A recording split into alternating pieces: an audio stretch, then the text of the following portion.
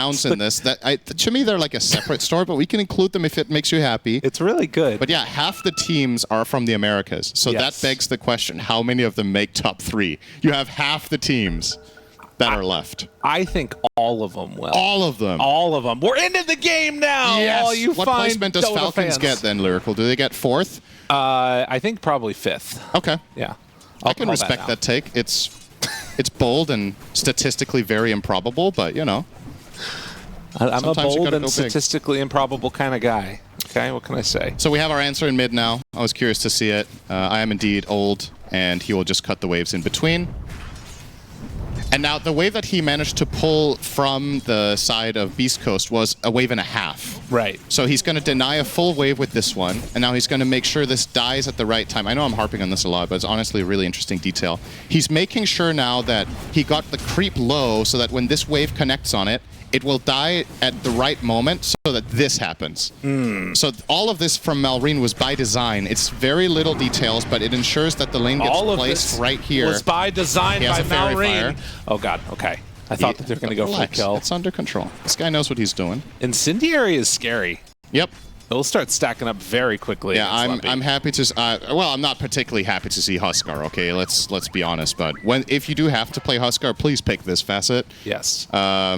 I am not convinced by the other one, whereas Incendiary seems extremely potent. So now, what Lumpy did accomplish here was he double range creeped. So now Malrine has to push, and this means Lumpy will get something in his tower. So he's just patiently standing there like a good boy, waiting. He also got boots first instead of rushing the bottle, feeling like he needs that extra bit of movement speed. So understandable. But yeah, Malrine is owning. That first wave helped a little bit, but 14 and 11. And honestly, he can bully here too. Yep.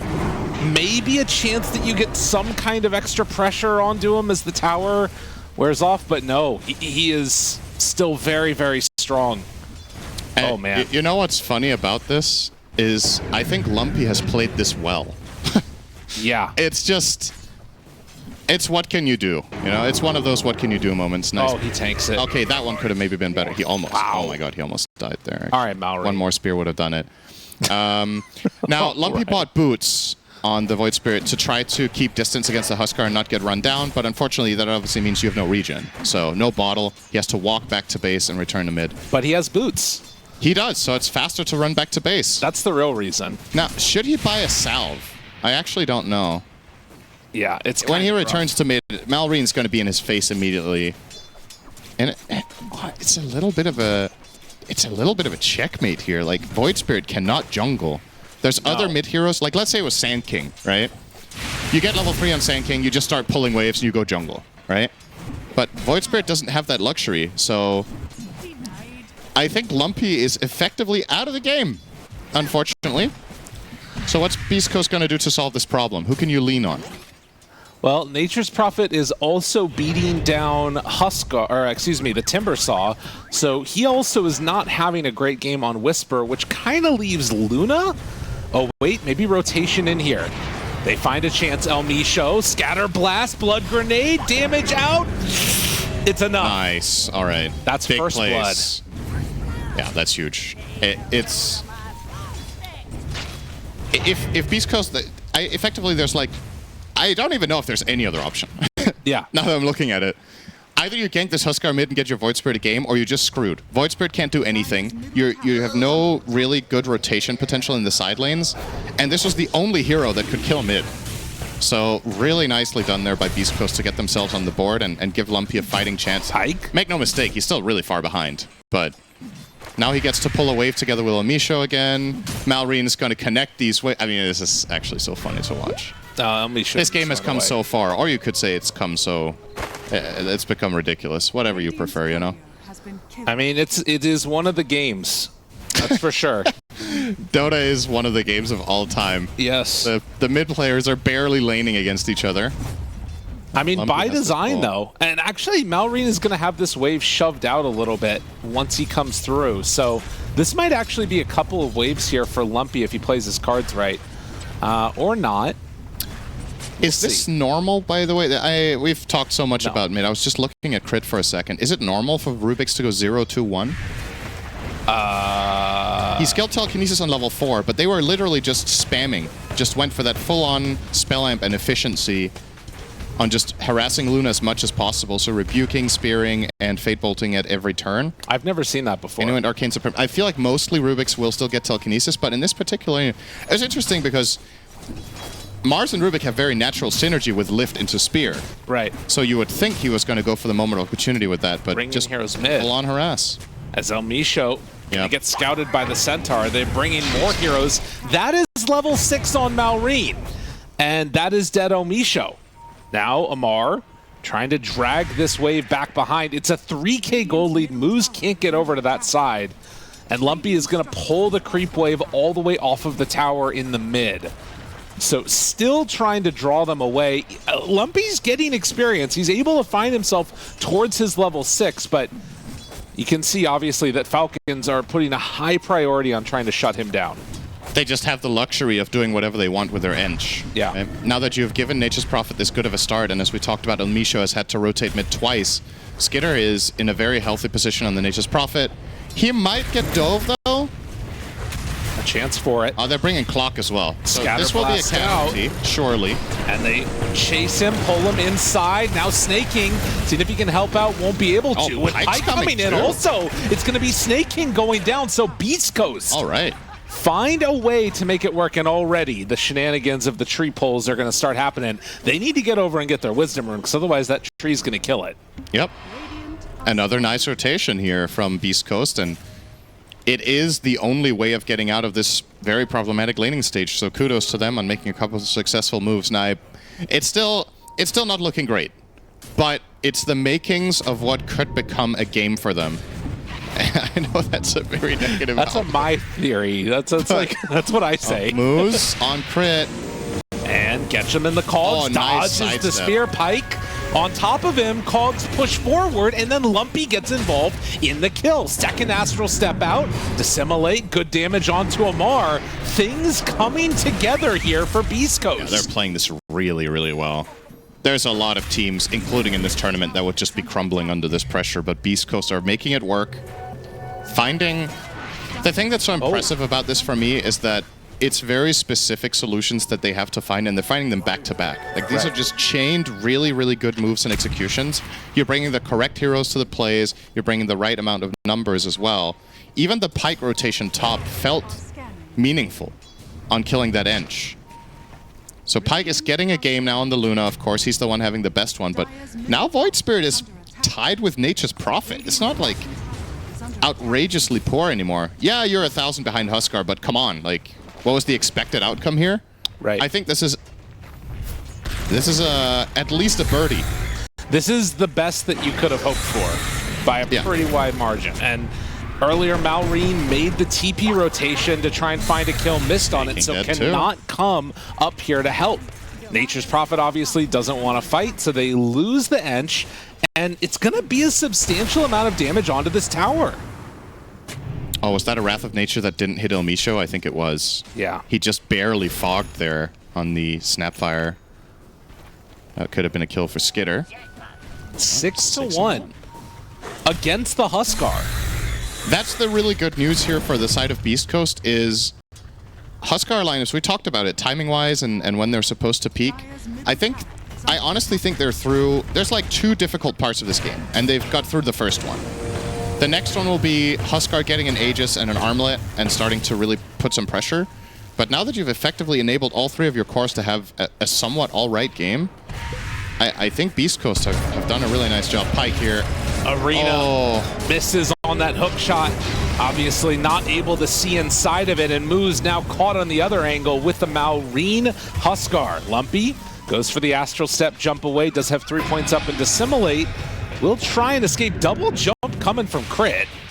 They have now a spear Lumpy, here. he's in more trouble, has the round there of the Resonant Pulse. The Remnant gets out. Lumpy navigated that really well.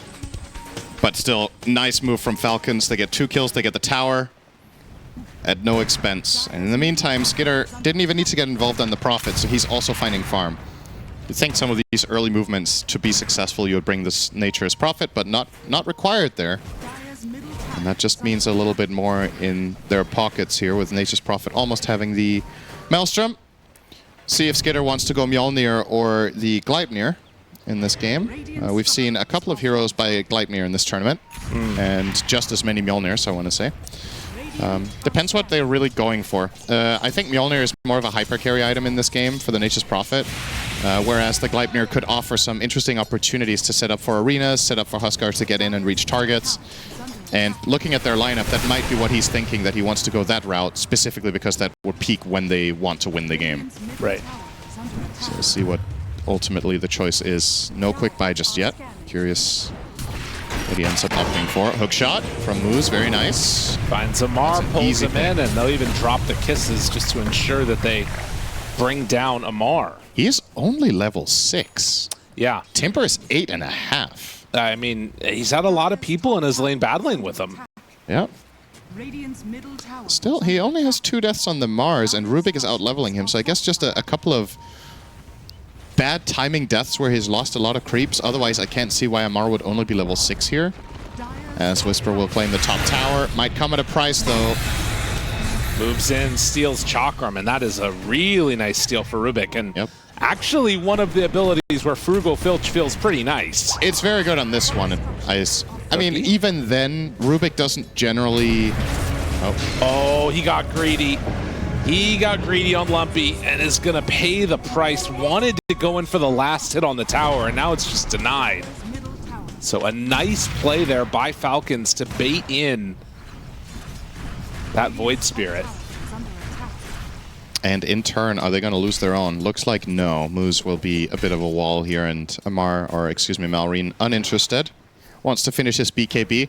I think we've seen 1 or 2 other Huskars this tournament go Armlet into Halberd, which used to be a popular build a while back, but I can't say I agree with it. I just don't think Halberd is that good of an item in general. And Malrine, at least in this game, seems to agree. It's also the matter of matchups, right? You don't really... Halberd against Luna isn't the best. It's useless against Timber. He's disarming himself anyway.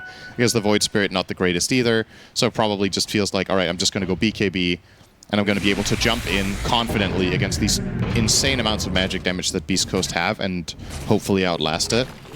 Well, and also kind of interesting, Pyke is going for no lifesteal on Luna.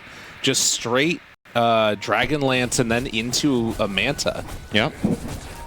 Which is not what I was fully expecting, but kind of a cool build, just going for the straight up damage. Yeah, in this tournament, I think you're right that we've seen more Massive Madness than the Dragonlance build. Generally, Lunas go one or the other, and I think leading into this tournament, the build Pyke is doing here was the more common one.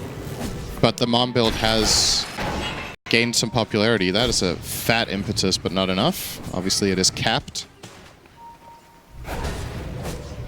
And they get away there with MOUZ. Now the rotation onto Skitter.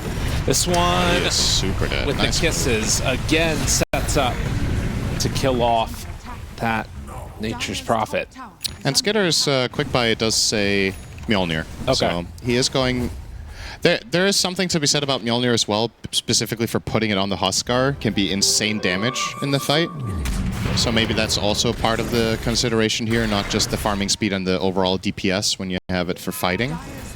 I reckon that it won't be too long before Malrine thinks about Roche, but unfortunately it is going to be a dire Roche for him soon, and I think the one's going to be harder for him to access, actually, because the top tower is still there. You've taken the bot tower and you have an aggressive ward down there as the dire. So naturally this would be a good time for the Huskar to want to go there, but it's already too late. Maybe they want the BKB to make it safer in case of Beast Coast contesting them, and he'll have it now. I mean, this right now, at least to me, feels like they've not gotten what they want out of the Huskar draft, as we see El Misho get brought down. And I'm worried that for Falcons, they're going to start losing some steam if they don't make some like pretty dominant moves around the map with this BKB. I feel like if you're going to be making something happen, Blink Amar, BKB Huskar, now's the time to go. Yep. And it is. Immediately in, gets the silent MOUZ, gonna die.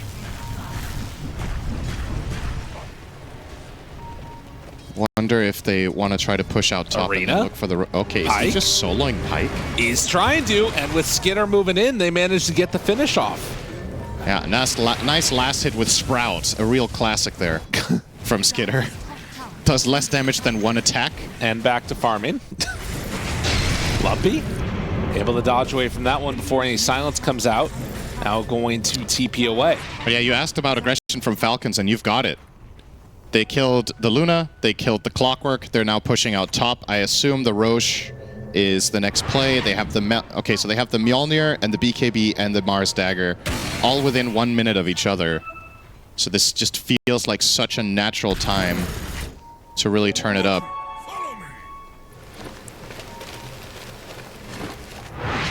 And yeah, they're starting to congregate up top. You know what the end goal is here. Yeah, absolutely. You can always have Nature's Prophet. Look at what Skitter is doing here, by the way. Okay, so it just expired, but he placed one Greater Treant bottom in the bottom lane with Mjolnir on it, and it just pushed a full wave. Just this one Treant. So then he's like, all right, job done. I can now go top and maximize my farm. It's pretty gross, gotta say. Yeah, you're not a big Treant fan. The summons, not the hero. I mean, either. I think a lot of people think honest, the Ironwood Treant facet's kind of stupid, to be honest. It's really, really strong. Whisper getting eyed up here while they scan, realize that Crit is in the area. Backs out for a moment. Amar has to go back home, so he can't be with the team right immediately. Does have a TP, though, ready to come and join them. And we will see, as they do have full vision, if they want to come and contest this. This is stupidly hard to contest.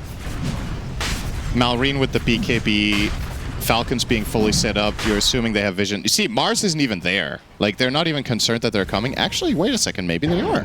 I mean, MOUZ is in the area. Okay, now they're bringing Mars, so they feel like, yeah, the lane ward, they feel like something is happening. Not enough enemy heroes are showing on the map, so they think there is a contest play happening. So they're going to send in Skitter for vision and Crit. He's found, yeah. And that's a dead Roche. I think that MOUZ might still go over here. Oh, maybe not. He was looking like he wanted to try and, you know, make some type of a crazy play, but decides not to. Malrine resetting once again. Okay. Wait, I still think it's happening. They find Amar. Now he drops the arena. MOUZ is still on top of him. Whisper has the Chakram out, tries to go for the Timber Chain to the other side, but not quite able to reach. And now they will back away. Chakram stolen by Rubik. Oh, miss. Barely off the mark there for MOUZ. Whisper, they jump in with Lumpy. Blow up Crit, not bad, but now the silence. Malrine doing a ton of damage in that BKB, and they're going to kill off Whisper. Lumpy needs to jump away. He'll make it out here. Aegis in hand, but still do have the vision. Scary moment. Blink Spear. Dissimulate, dodge, still under vision. Lumpy in trouble. He's screwed, right? Surely. Oh, they're hunting.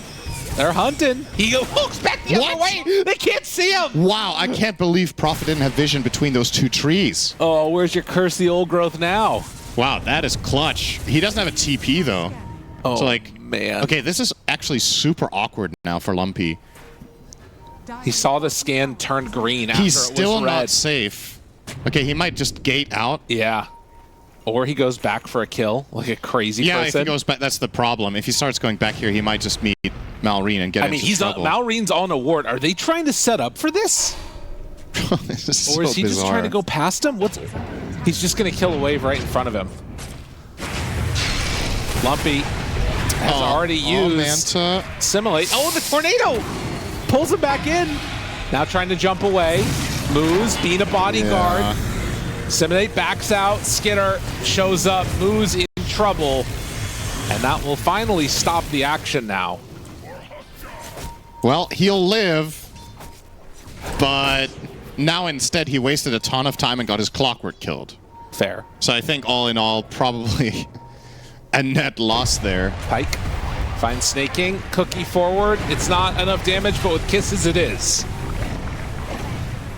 Yeah, they feel very confident that they can make this move. There's too many heroes that have just shown in the top half of the map for Falcons, so they get a nice little snipe there on the inch. Back to farming now again for Pike.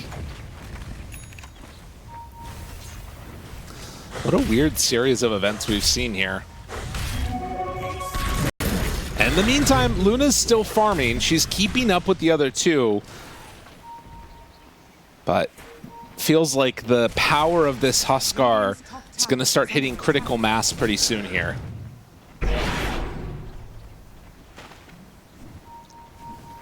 As we've already seen in a couple of engages, Lumpy has to reserve his Manta style for the Huskar silence. Right. With the inner fire. That luxury Whisper does not have until he finishes BKB, which is very close. But as soon as that BKB expires on the Timber, this is a matchup historically that is really interesting because when the heroes lane against each other, Timber has no chance. Like, he gets absolutely obliterated by Huskar in lane. But in a game sense, when both heroes are having a game, they kind of counter each other, where Huskar has this insane life break percentage-based damage jump that Timber really hates, and you have this stacking dot.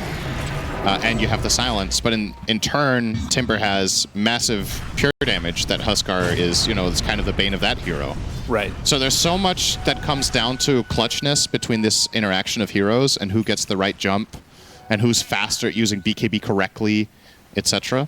Definitely something to watch out for here as the Timbersaw does complete the BKB. That becomes a real possibility.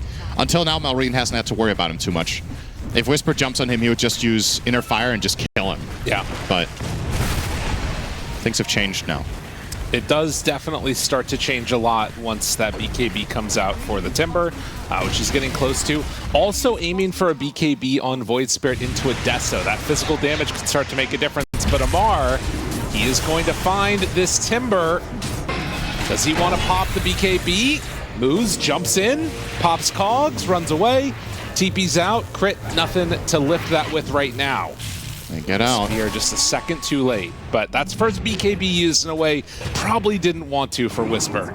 It's still quite good for Beast Coast in the sense that they're not losing net worth. So they're effectively the game plan of trying to outlast the Huskar problem is going, I want to say, quite well. This Aegis from Falcons didn't give them that much. There's 30 seconds left. Well, I say that. Let's see if they just get a lane somehow here. Let's hold our horses for a second.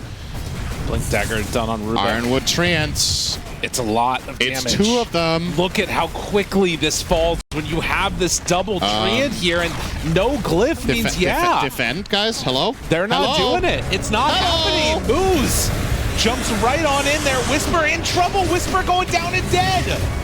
Oh, no buyback, and they immediately get a full refill now, but they jump in and they blow him up. Amar dead, can they find more? On to Malrine, pulling him in, the Eclipse and the right clicks. That is enough to take him down, and that was too far for Falcons. Snaking caught here to the side, Skitter just having to TP away. Falcons lose 3. I mean, it's a defense, but it leaves something to be desired. They let them have a lane and a half of barracks before they really defended there. And I don't know if it was by necessity or if they were just a little bit slow to react and maybe underestimating just how fast Prophet pushes. When he has 2 Treants, not only are the Ironwood Treants hitting super hard, he gets the innate from the Spirit of the Forest with 2 Treants next to him. Skitter was hitting for 250 per attack. Yeah. 2 Ironwood trees hitting that tower. You gotta react faster than that. And yeah, it's a good fight, but imagine if they could have taken this fight and not lost the barracks too. Then I think we would be looking at a true Beast Coast advantage here. It's one lane, it's okay you're against Huskar, but you can't make that mistake again of being that slow. They have to be very, very quick to react next time. Absolutely, and it's mid too, right? Which sort of makes it that much easier because you can just roll down that lane themselves versus it being like a thorn in their side on one of the side lanes or something. But I will say, you're now in BKB territory. You have it on Luna, you have it on Void Spirit. Timbersaw is now eyeing up either a Blink Dagger or a Hex, depending upon which way Whisper wants to play this. I'm starting to feel like maybe, I mean, particularly if Falcons can't secure next Roche, we could start seeing a swing. They could. There's a key moment coming up now with the next round of items from Falcons, which they largely acquire also because they just get so much gold from taking that lane of barracks in the tower. Malrine has Satanic, Snaking has Pipe. So this means effectively, you saw the damage that Beast Coast were able to output. It's going to be mitigated significantly in the next upcoming fight. Right. And that one is likely to be around the bottom Roche. Or rather, excuse me, the top Roche. It's going to be nighttime now. It will be spawning up there. Guaranteed nighttime Roche. If Beast Coast can somehow set up this area and get a good jump with their Clockwork, Timber, and Void Spirit together and just flat out burst a hero like Ench, I think that gives them really good fighting conditions to get that Pipe out of play. Or if they can kill the Rubik very quickly so Crit doesn't get to steal the Chakram and get something done. I think it's naive to expect to be able to jump and burst Malrine. And it can backfire super hard, because if he gets BKB Satanic off and turns on you, you just threw 2,000 damage into the air, right? And he's just going to win the fight.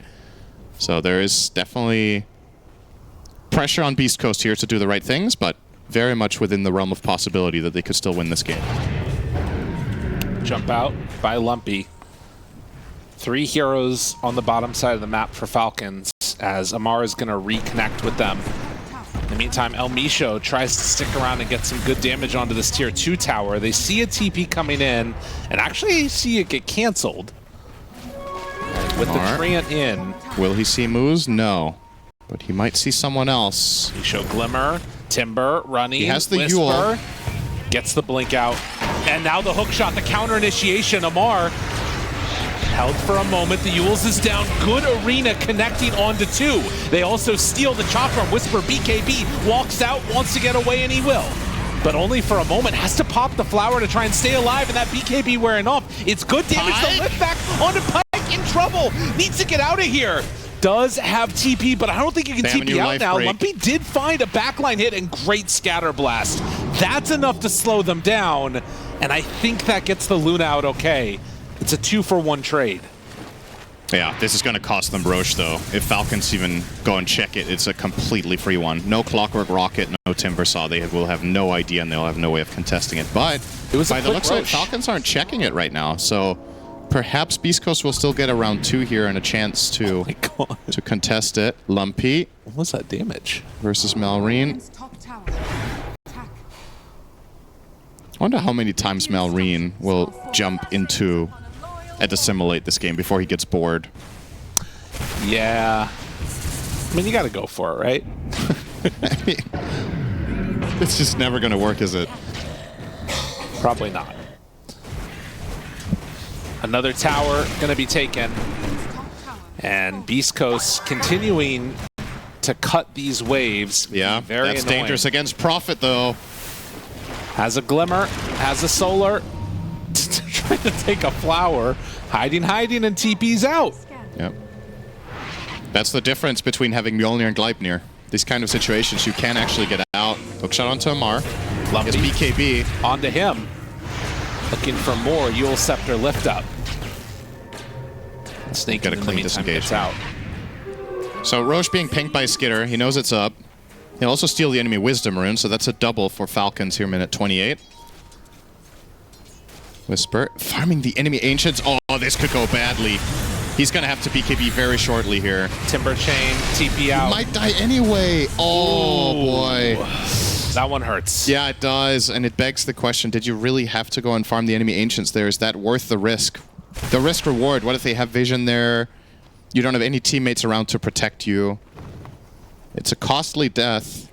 He does have buyback in case, but there's like nothing to TP on top if the fight were to break out at Roche. He would have to go all the way from the tier 2, but again, I wonder why Falcons aren't Roshing. This seems like a very deliberate choice. Maybe they prefer the Radiant side setup here. Because I think they've had ample opportunity. After the last team fight that they won, it could have just been a completely free one. But maybe they didn't think it was up. Maybe it didn't cross their minds. Crit. Holding onto his Force Staff in case he gets hookshot. Mar showing up to this one too, with Pike in the area. They back out. But yeah, I mean, Roche not even being attempted. And at this point, it's guaranteed that it's going to be bought. So Malrine can just chill down here, farm his Ancients. He has pushed out bottom wave sufficiently to start setting up for it. But how many wards do Falcons have? Because they've expended quite a bit of vision in the top half of the map. So do they actually have coverage for that pit? They don't have a single ob. Oh, they have one on Rubik. All right. Well, BKB's on cooldown this time, Whisper.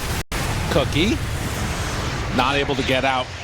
Got the Yule Scepter. The hook shot comes in. Wasn't able to hit Amar. And in fact, Clockwork gets to the far side of it. MOUZ manages to get away for a moment. And it looks like he should fully escape from this with the jetpack. Yep. All right. They don't want Roche. Yeah, I was just going to say when... well, he has to come home first. Yeah. Now he's home. All right, Malrine, you got it. Also has Ags coming out. Yeah, that's a big problem for Luna. Yes. And arguably also a big problem for Timber. He's going to get taunted and you can't do anything. Yeah. So... There's that roar. Rocket Flare will scout it. And it looks like Beast Coast maybe are thinking about this. Pike could TP bottom onto the outpost, but it's too late. They're not going to make it here in time. Malrine has finally connected. And this should be TPing in well with done Clockwork. Wait, MOUZ they're not looking for an finishing it. angle. Yeah, it's still up. Okay. They're waiting. They don't want to get hit by the hook shot. All right, things getting awkward now. Yeah, this is spicy. MOUZ sees it yet again. Malrine spots him. Hook shot onto the Nature's Prophet. In the meantime, they take out Crit. Crit in trouble, chased down, going to go down. Elmi show off to the side. Whisper hitting Malrine. BKB wearing low. Roche is very low. Pike hitting it. They go in and they get it. Pike gets the Aegis for himself, and now they're all caught here in the Roche pit, dying. Oh no, Falcons, you had so many opportunities and now being pulled around. That is unbelievable that Beast Coast pulled that off. That felt like a heist. Falcons had it. And they started second guessing themselves with Roche on 10%. I feel like there's multiple ways of going about this. You could place the Mars around the Twin Gate and just block out smokes and then finish the Roche and he can maybe die for it or whatever. But instead they try to like bait this fight where, yeah, Beast Coast think they can contest this, is going to fail. There's so many things going right here. Nice angle there from MOUZ. Malrine is wasting a ton of time here dealing with the Clockwork. He's going to glimmer up. They find the crit kill on the side, which is perfect. Now they're onto snaking mid. Finding this Enchantress and being able to bring her down. Potentially, yeah, eventually they do get her. I mean, I don't know. It feels like Falcons are just sort of fumbling the bag a little bit here. This is the biggest moment of the game because this was the game-winning Roche. And as we've talked to death, they definitely had ample opportunities to get this for free, including this one. I can understand why they're a little bit worried because they know Beast Coast are coming. But once again, there are ways of solving this problem where Huskar solos Roche. You block out smokes with Mars +1, and the heroes that block them out, or you could put Ench there, you know, let her die for it with a pipe, whatever. Right. But instead, they end up taking a team fight that's unfavorable to them. Beast Coast win it. They steal the Roche, which is even worse. Uncharacteristic. So this game is very, very open now. That was such a big moment for Beast Coast. Well, and I will say that I think for the Huskar, I mean, there's new ways that this hero starts to scale better into the late game. This incendiary talent is absurd. You know, you do percentage-based damage. You obviously have this Aghanim Scepter that can, you know, taunt somebody, and if you catch it onto Luna, her game feels really rough, but it does start to get to a situation where you wonder, will this kind of tricore and the good answers that they have for Huskar become too much for Malrine? Exactly. Will you be able to even stand your ground when Luna gets her Conda +1 damage item? The Void Spirit just finished Deso, so you have minus armor to make Luna even stronger. Timbersaw, we've talked about the wild card of this hero against Huskar late game. It's weird how this was a game we were talking about when the drafts came out, was going to be snowbally by nature, and it has been. And Falcons have definitely missed the mark once or twice, but they're still not out of it. Yeah, but this is definitely when they would have liked to win. Like, plan A, this game is over now. So, I think you're...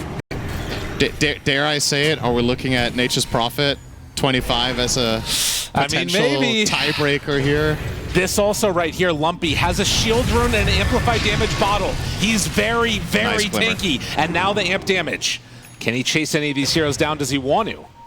Also, Aghanim Scepter Rubik just completed. Already has Lucent Beam stolen. Oh yeah, he'd love to hang on to this. Jumps in, Arena, catches onto one. Where's the damage? Pike going in, Viz. Needs to pop BKB if he wants to get in the Arena. Whisper, BKBs and backs out. Huskar TP'ing in.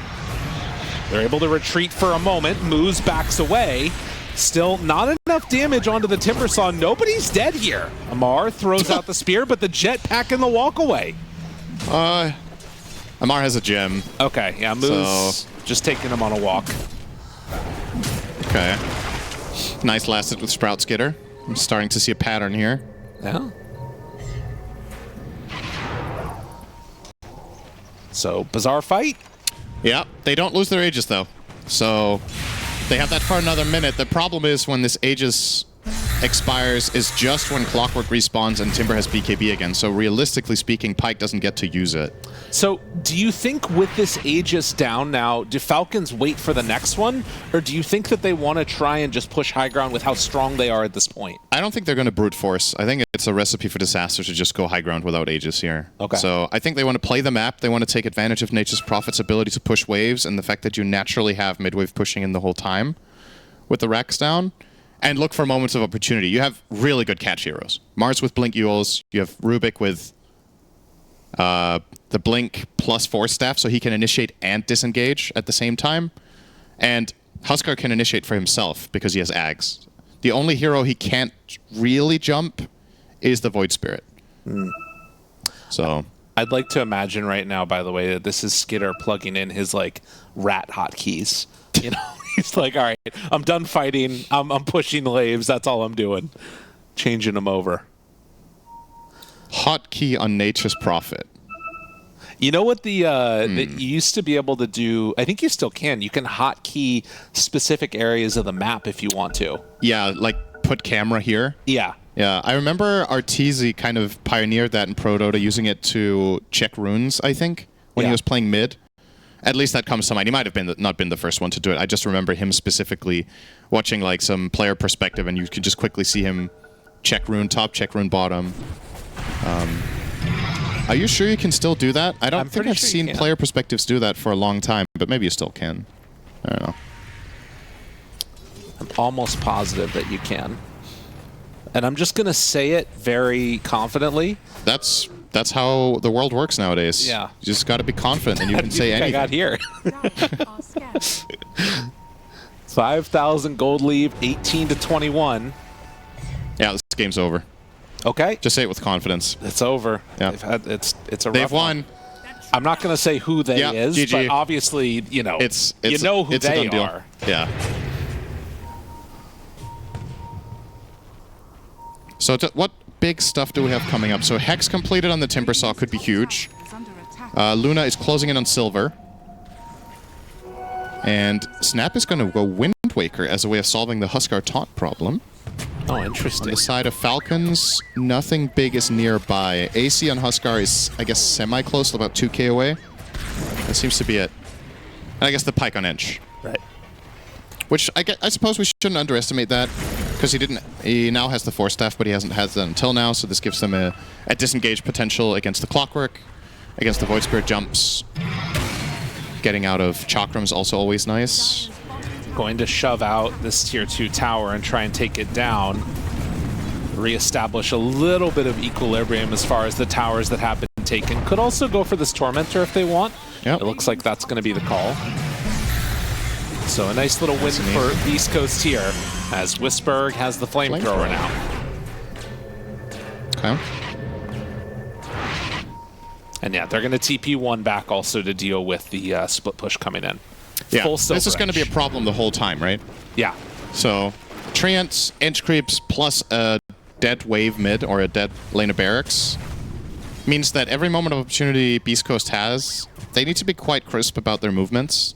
And I think this was a fine move. They got bot tier 2 and stole a Tormentor. I think that was well worth it. They can even take their own Tormentor, since Falcons did not respond by taking the Radiant one. And they will. So that's a shard for Lumpy now. It's the Aether Remnant watch range. Feels relatively insignificant, but the cooldown reduction, I guess, is nice. Can see 3 shards apiece, as well as a couple of Ags here. And I think the big thing that sort of is a shining light for Beast Coast at this point is that Skitter's only level 21.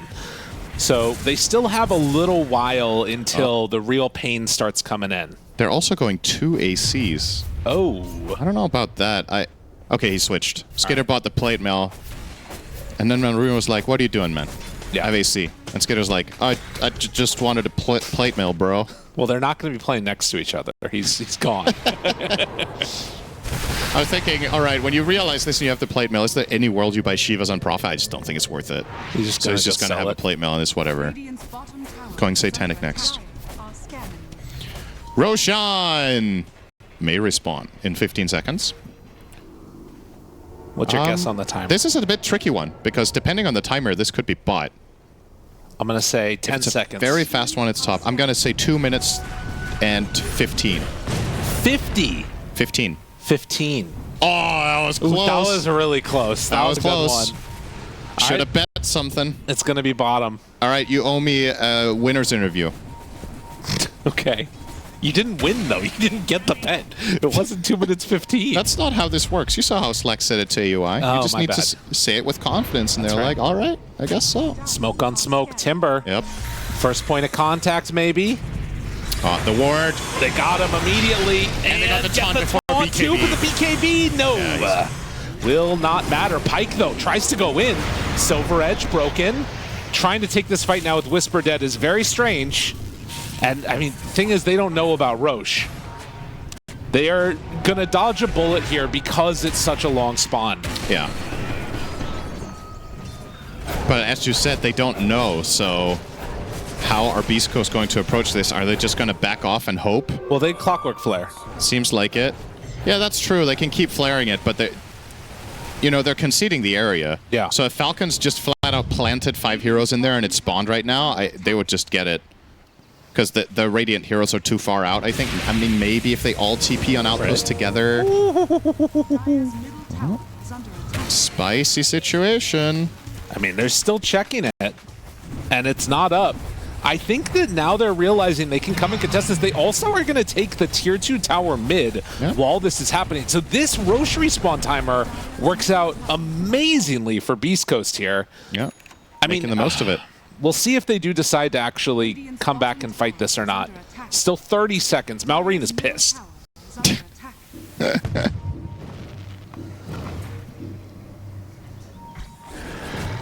He's just in there, man. He's just sitting there in his jacket. He's like, come on, man. Oh, nice. This is actually unfortunate timing for Beast Coast, because that... Wait, hang on. Yes. Okay, the rocket flare will just... Oh, my God. He leaves. They're leaving. Dude, you can't. And now they're going to see it. They're going to know. No, dude. Oh, you my can't. God. He's like, fuck this shit, I'm out, you know? Like, I can't be bothered anymore. I've watched this for 2 minutes. It's bugged. It's bugged.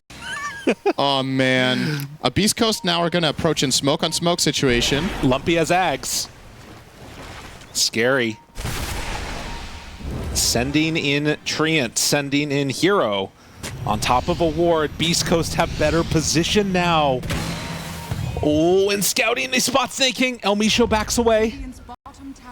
Have to be careful.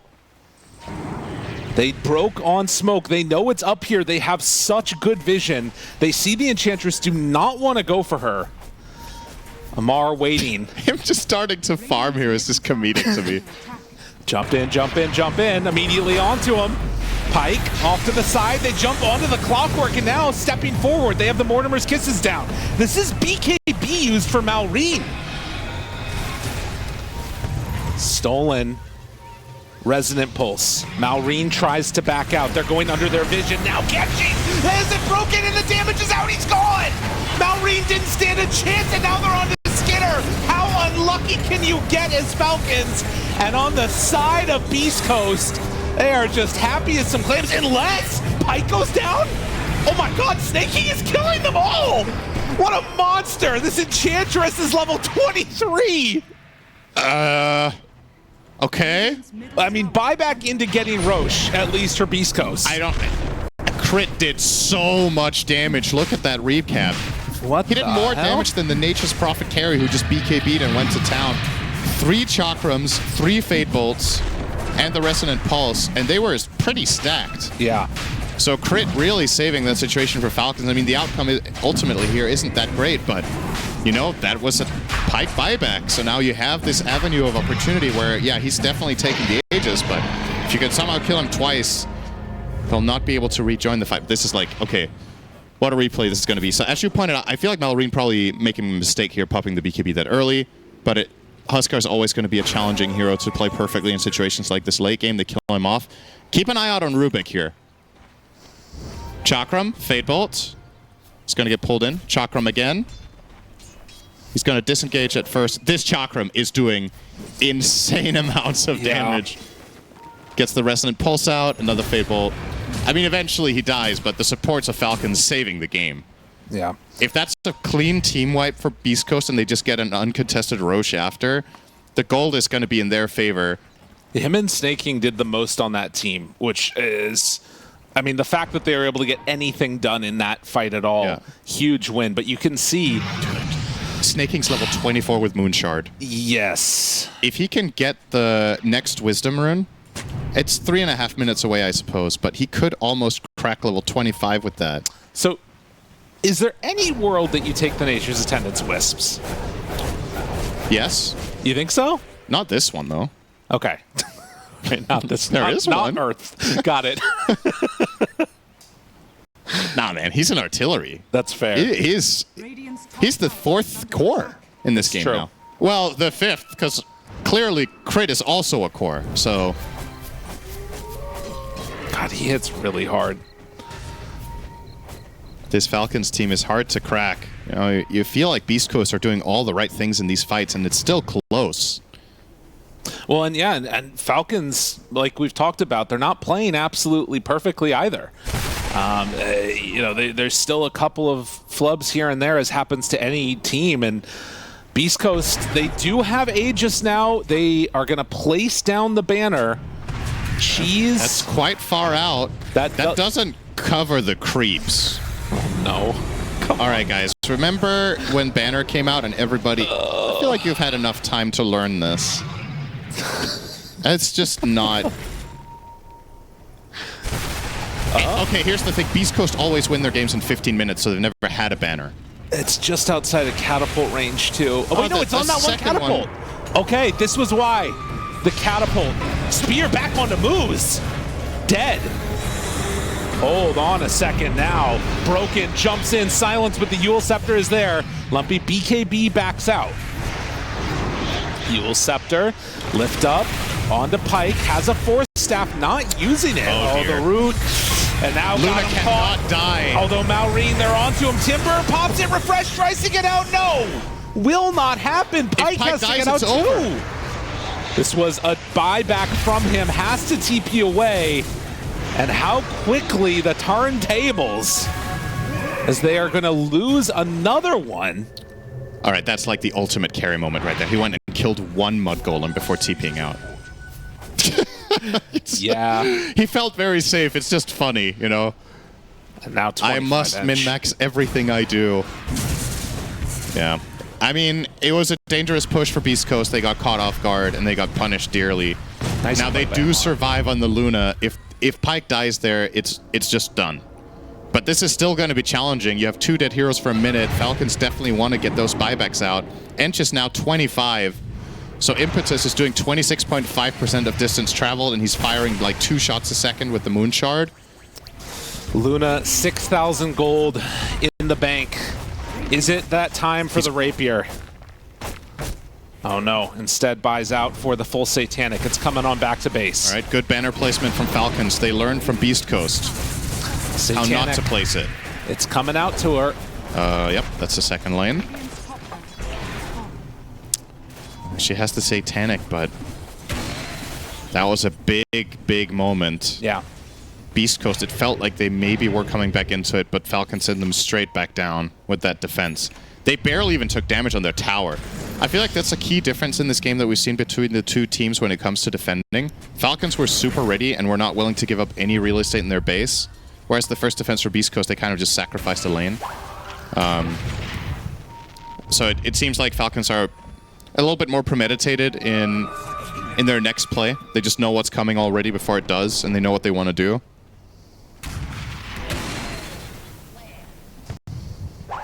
Like stepping out of the base, has to play it a little bit careful there. And yeah, like we've been talking about, the Wind Waker still being built for Elmisho, wants a way to try and save against the Huskar when he eventually goes for that jump. And as we did see, Huskar eyes on a Refresher Orb, which I think is enough gold for, but wanting to save for buyback right now, obviously. Everybody on Falcons has it. How much health does it cost Huskar to use Refresher Orb? The normal amount, right? 360 or whatever it is? Well, he pays a percentage. Is it percentage based on his current health? Let me see. Because his BKB's mana cost is changing, right? It changes the lower health he gets, the cheaper it is. Because of the magic resist, right? So that's... Okay, so the refresher is going to cost him... Generally speaking, he'll probably be using it at like half health, so I guess it's going to cost him like 200, maybe? Yeah, he won't run out of mana, if that's what you're asking. Hook shot in, immediately pulled out of it. The BKB response was there. They have Pike. He needs to get it on safe. Turn around hit. He doesn't have enough. That is Pike dead for 2 minutes, and now Lumpy lifted. Beast Coast, they do not have enough left in the tank. Falcons are going to run it down mid, try and close this game out. It was a bold move from Beast Coast, but it ends up costing them. Yeah, Malrine just gets the axe jump on the Luna, and they just pile onto her. And sure, she pops Satanic and does her best to stand her ground, but the damage is just overwhelming. There's just too much. And I don't remember the last time I've seen this. All heroes and Falcons are level 25 or 26. Yeah. They have all had these like ridiculous boosts from winning different types of fights. And now they're going to go for the win here. Amar buying a Bloodstone because it's funny. Well, it is funny. That is for sure. And soon they won't be able to see anything as they throw down the spear, go immediately on to the Ancient, and will end the game. GG called. Falcons taking game 1. Definitely not in the exact fashion that we were expecting. I think there's a couple of things in this game that are very interesting. So Falcon's early laning stage went incredibly well. Beast Coast then did such a good job, even when he's drained, obviously, with the static remnant. Here's the replay. As he was asking about Fists of Death, Crit was dying. Very appropriate. Yeah, I'm pretty sure Slack's massively overestimating or giving himself really bad odds with the bet, by the way. Lion getting 2 kills with melee has probably never happened in a pro game. Yeah. Maybe he's... I think maybe one time I've seen 1 kill with melee. Maybe. But at the same time, though, if he's right, boy, really looked like a genius. Oh my god. Malrine dying, damage wearing off soon, needs another hit in. 17 HP, holy moly. Yeah, no, Lumpy needs to be careful though, potentially. No, he's not going to chase him down, but... Yeah, so this lane is interesting because, historically speaking, Razor would do better than he can now, I would argue, because of the change to static slide. So we're hearing a Hex. Doesn't look like much is going to come from this crit. We'll get out. So, in the past, when Razor drained all of Storm's damage, in order for Storm to get CS, he had to walk in and Remnant the wave, and then you would get hit. Now you can safely Remnant from a distance with the static slide, and it means that even though Razor's draining all your damage, you can still find CS at a relatively low cost. So yeah, that should be a bit helpful for Lumpy in this matchup. I still expect Razor to come out ahead, but not by an insurmountable amount. Right, and there could be some things where maybe you have a glyph play or something, and then Lumpy has a bit of a tougher time if Malrine is trying to dive or something. But we'll keep our eyes on that and see if it does indeed end up happening. Malrine has actually another wave coming in, and Lumpy takes another hit there. Malrine will have to bottle up through tower shots, but you can see the early pressure that's being mounted. And actually, Almisho is going to run this down, it looks like. Malrine, empty bottle. Creep wave comes over. If he TPs and dies, it's huge for the side of Beast Coast. Dies to him here, surely. Maybe not. Oh, he's trying to keep him here for a long time. Malrine's going to have to go and die to the tower. He's trying to get him to miss the whole wave, I guess? Oh, that's nice. I like that. I love that he lifted him out of the base tower. Yeah. Just to make the death that bit longer. Please kill me. Yeah. Yeah, that's good stuff from Almisho. Yeah. Gives Lumpy a lot of time here. We should mention something we haven't covered yet. This is an Omni Knight game. But it's not just an Omni Knight game. It's an Omni versus Rubik game. And those have a tendency to be really interesting because all of Omni's spells are insane to steal for Rubik. In particular, of course, GA is the big one here. You're playing against the Pango and the Razor and the Nature's Prophet carry. But of course, Repel, an insane spell for Rubik to get his hands on as well. So very much a key interaction here is whether Snaking can place himself properly relative to the Rubik up all top. game. taking some hits also, and is going to burn down. Yeah, I'm curious to see if they can make those types of steals, because almost everything is really good, right? Even Purification. Yeah, they're all great, and they're just better versions for Rubik. The cast range, if you imagine Omni with Aether Lens, how much easier the hero gets to play, Rubik has that. Yeah. Just built in with Arcane Supremacy, so definitely a big part of this game will be that specific 4-on-5 interaction. Snaking is a very experienced player, though. He'll know what to do, and that still doesn't mean that you're never going to make a mistake, right? No, absolutely not. All right, getting bullied away here by MOUZ. Hex will stop this. Yeah, more than enough there with the Hex and then the walk away. And I think the other obvious hero that I want to keep my eyes on is going to be Whisper. You know, I think that there were a couple of times in the last game when he was playing on Timber where it didn't feel like he was having the best of games. Right. Some of that was because he got sacked early. But I'm expecting to see some big things out of him here on this Magnus, even though, you know, it's not the easiest lane in the world. I feel like, you know, if there's some craziness happening with Storm, as Crit is looking like he's going to go down again, there's a decent chance that you can find some big RPs later on. Yeah, for sure, and that just puts even more pressure on the Omni, right? Yeah. Getting a good GA to protect people as the RP comes out, getting a good repel so that even when you do get RP'd, you're probably not killable for the Storm and the Bat. Definitely see... I don't remember the exact pick order here of when Omni was picked relative to the Magnus and the Rubik, but I can definitely see what Beast Coast are going for. Rune. Regen Rune top. Malrine will force MOUZ to take it. It is unfortunate for the Storm. Would have loved to pick that one up. And now we're approaching the 7-minute mark. Could see maybe a little bit of friskiness with the Wisdom Runes here, depending upon how things go. With Lumpy hitting level 6 before Malrine, feeling pretty confident he's not going to run into trouble there. MOUZ still in the area. Gets the D ward? No, does not. But MOUZ is making a move over towards the Wisdom. And the only other person that's heading over there is going to be Pango, actually. As Lumpy is down bottom. This is...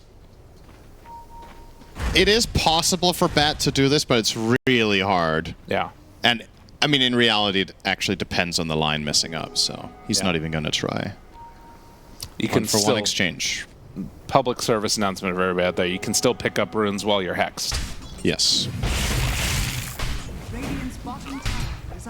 So effectively, the Bat needs to outplay Lion by casting Flame Break while Impale is coming out, or Earth Spike, and then you still need to be closer to the Runeland line when the stun ends, which is very difficult. MOUZ looking for some aggression down bot, but this is very known by Falcons. They're reading this movement perfectly and not getting caught. This 4-hero rotation, I guess it's relatively obvious to them with Amar just farming top and the fact that the carry has left as well. Malrine maybe could be a second person that they go for. Breaks the link, but still sticking around, pulls him back in, crit in the area, gets the Earth Spike down. Still looking for the hunt, Pyke is there, Boundless Strike kill. Now Skewer RP onto 2, they have the Wukong's command. A great fight for Beast Coast as all 5 together. That is what they wanted. Yeah, Snaking wasn't able to save the Razor in time. I think he might have got the Purification off, but not the Repel. He got caught in a double Monkey King stun there from Pyke, so very well done, and that sets up the RP. And yeah, Beast Coast with a nice early start here with a 9-1. You're going to see the replay here, so Earth Spike comes in. And Snaking's trying to connect, and... Oh, the Rubik land. Yeah. Wow. Everything came together beautifully there. And yeah, Amar, he can roll through a couple of heroes, but he has to get out. He's dying to the command, so... Great start for the side of Beast Coast, 3,000 up in this game. And now Snaking is going to have to go for a Repel. Walkaway does not have TP, so will be able to repel, tries to stay alive through this, but in the end, Purification doesn't even get it off. Up top, Pyke goes down though. Okay. Yeah. They activate Skitter's carry Prophet, use the Wrath of Nature, and he TP's in. So 1-for-1 exchange that is well worth it for Falcons in that situation. But the bot tower is under pressure and they can't respond in the same fashion up top, so should be Beast Coast getting an advantage out of this. 3,000 gold lead at 9 minutes. What a difference those early kills can make in the laning stage, and then of course just playing the lanes quite well also. Yeah, you could argue that in both games that we've had so far, Beast Coast have had better movements early, right? In the previous game, they had really bad conditions, and they made it competitive. This time around, their laning conditions were better because they had a good level 1 fight, and they've just been the ones snowballing now. Snaking just sitting right next to Malrine while Lumpy steps in and is taking away the jungle from this Razor. Will salve up, have 3 heroes in the jungle. The wraparound is coming from Amar and Crit. They place down a ward, that one not scouted. They'll zip in, immediately zip out. Lumpy completely out of mana, while Rubik, Almisho, he doesn't have anywhere to go. Good reaction from Lumpy, though, to not stand still for even a millisecond there, because he's just going to get hexed by line and killed off. So yeah. Gets the disengage. They only lose the Rubik. This was a pretty big smoke move from Falcons. They brought 4 heroes, 2 of them in smoke. This took a long time, and all they get is this shitty t-shirt and a Rubik kill. Well, 10 minutes. Beast Coast still making the better moves, sitting on top with all of their cores and all of their supports. There is also, if I'm not mistaken, some camps that have been stacked up over in the jungle. It's mainly just the Ancients for Beast Coast. So a little bit of a piggy bank to return back to, as they're also making Malrine feel uncomfortable here. Yeah, they're putting a ton of pressure, just playing their early advantage, playing the fact that they have the bottom tier 1 tower taken already. It makes it natural for Whisper to rotate in here on the Magnus. They're playing on their early level 6 on the Rubik. Now 6 on Bat as well. Very early Blink Dagger. They're not going to be anticipating this one on Falcons. Whisper ready to go. Will kill off a creep. That might have revealed what was going on here. And now they will see that Whisper is indeed in position with a Blink Dagger. Oh wait, no, it's coming out to him on the courier, so they didn't see it. It's just now on him. Zip in, Lumpy, trying to bait a fight. Now realizing what's going on, Falcon's in trouble. Crit will get hit by that repel, keeping him alive for a moment. He's just trying to die to creeps, and he will manage it, okay. Now, Whisper goes hunting, goes fishing, finds an Omni Knight. Sin, they are smoking him. Yep. And that's, we haven't really talked about this too much from a theoretical standpoint. Oh, stolen, Rubik, stun, and another kill. What's theoretical? Falcons' playmaking potential is extremely tied to their offlaner and their 4 together. When Pango and Lion are your catches and your initiations and they lane together in an unfavorable lane and they lose it, you kind of run out of options a little bit, right? Like, the game is just in this awkward spot where Crit now finally gets his level 6 on the Lion, but you don't really have, let's say, like an initiating type mid or a carry that can set things up. Nature's Prophet will follow through and bring some damage, but he's not going to make the moves for you. And it means that on the side of Beast Coast, you can just play around in these like pairings of Bat +1, Rubik +1, Storm +1, and the counterplay from Falcons is extremely limited right now. And you just see them doing it. They're just going for them under the tower. They don't care. Crit throws out the Hex to try and stay alive, but an amp damage Storm means another kill, and importantly, up to 13 galvanized stacks for Lumpy at 13 minutes. It's looking really good. Getting that 4 mana per second for free. Look at Amar's item build choice also. He's trying to get into an Orchid. Still a ways away from it, and Storm just finishes his. Yeah, I don't think this was the planned build when they drafted the Pango, but it's kind of a purchase out of necessity, it feels like, where, all right, our laning stage and our early game did not go as planned. Now we have to solve problems by running into them and dying once more. Immediately Speaking found. of Orchid, Lumpy Killed. will be using his, and they're going to try to steal the wisdom here. Malrine's not having it, though. They come in, they buy back on the Pango? All right, Lumpy going to zip away. Almisho, the one that's likely going to be left behind, as the Rubik does not have anywhere to go, blocked off and killed. So they managed to reassert a little bit of control of this area. Yeah, they have to buy back their offlaner to get a Wisdom Rune. That's, you know, I think it's probably a good play, to be honest. Especially because they also got a kill off it, but it still doesn't feel great for Amar. No. Now his Orchid is way away again. He needs another, what's that, 1,200 gold to get there. And now he's going to get RP'd. Pulled in. And he's dead again. Feels bad, man. Dead for a long time. 57 seconds at 14 minutes. And, I mean, that's their playmaker, right? Yeah, it's him in line. And okay, so here's another thing about this. When the enemy team is the one making the moves and putting pressure on the map, it also gets incrementally harder to play Omni Knight. Because Snake King can choose one key target to protect at all times, but he has no idea where the enemy's going to strike. Because they own the entire map. So in this instance, he's protecting the Razor up top. Well, the move is on Pango. Unfortunate, you guessed wrong. And now, where are you going to play? You're going to play behind Crit bottom? If they make the move mid onto Malrine now, then he's in the wrong place again. Now this time around, it is the correct choice to be here. Let's see if they can make anything. I mean, they can't do anything. They're just both on the line. They need to just get out. Snake King is dead now. He does manage to escape, but yeah, they will bring down the Omni. Yeah, this is just really awkward situation from Falcons because of what happened in the first 5 to 10 minutes, and they're playing catch-up for the foreseeable future. I wonder what item is going to really change things. So Razor is trying to get the BKB, and we have talked about the Orchid and the Pango. Maybe these two items combined can make some sort of situation happen.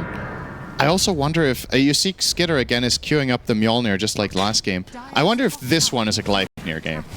Just because you have so little control. Yeah. Like, out of necessity, just make your Razor better. Make your Pango's job easier by giving you a secondary route of some sort. But the downside to it is you carry less hard, and when the game is going poorly like this, there's like two schools of thought, right?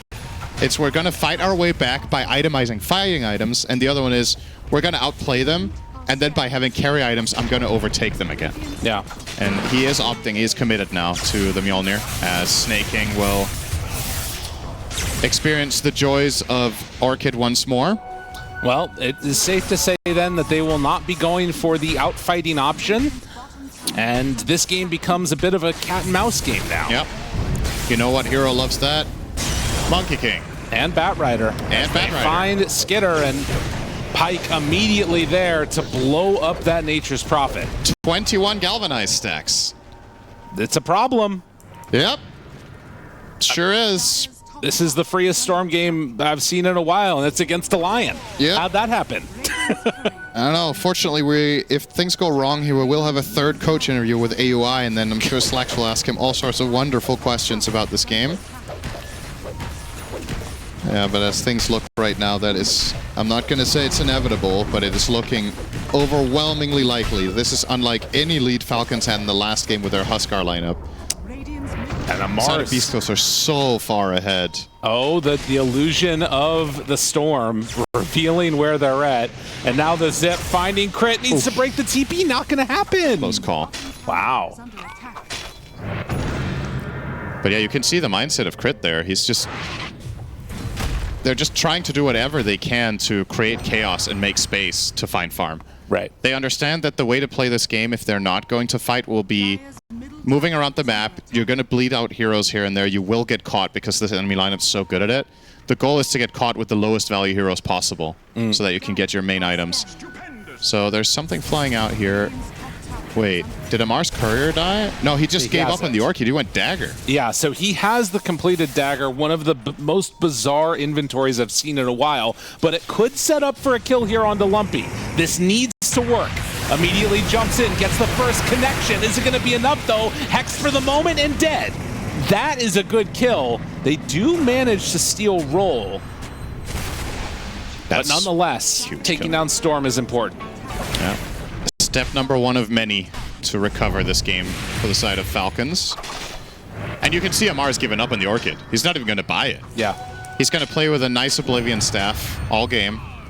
He's going Shard next, as it looks. I still... Part of me still thinks he might want to complete the Orchid, though. Like, you have... This Oblivion staff... I mean, the Oblivion staff is just dead gold on this hero, right? It's like, it's super irrelevant. He'll probably sell it at some point. Yeah, either I mean, then he could sell it. He could almost sell it now, honestly. Yeah. And just get something else. But I mean, no matter what, it's a feels bad. yeah. Snaking, getting hit by some creeps here with crit nearby. An interesting choice for the Monkey King, goes straight into a Deso after finishing off the Echo Saber, and now is going to be going for the Harpoon. So no BKB does give some more avenues here, I feel like, for Falcons to take a fight. But also gives them Roche taking pretty quickly, I feel like, for Beast Coast, when and if they want to do that. But at the 20-minute mark, it looks like it's going to be pressure towards the top side of the map, take that tier 1 tower, maybe even steal the Tormentor away. The 6,000 gold lead. It's not the biggest lead that we've seen in this tournament, but it's a pretty nice one. I think I want to give credit to Falcons for how well they've played the last few minutes. It's actually, with the vision we have, and when you watch this game casually, it's so hard to play like this. Actually, it's very impressive how little they're dying, and they execute this one good move, they get one kill, and they're still finding somewhat decent farm and trying to find their next moment of opportunity, just biding their time. Okay, Amar is queuing up the Orchid now after getting the shard, so might want to get it later. I wonder what he's going to use it for then, because when he gets the Orchid, Storm's probably going to have BKB.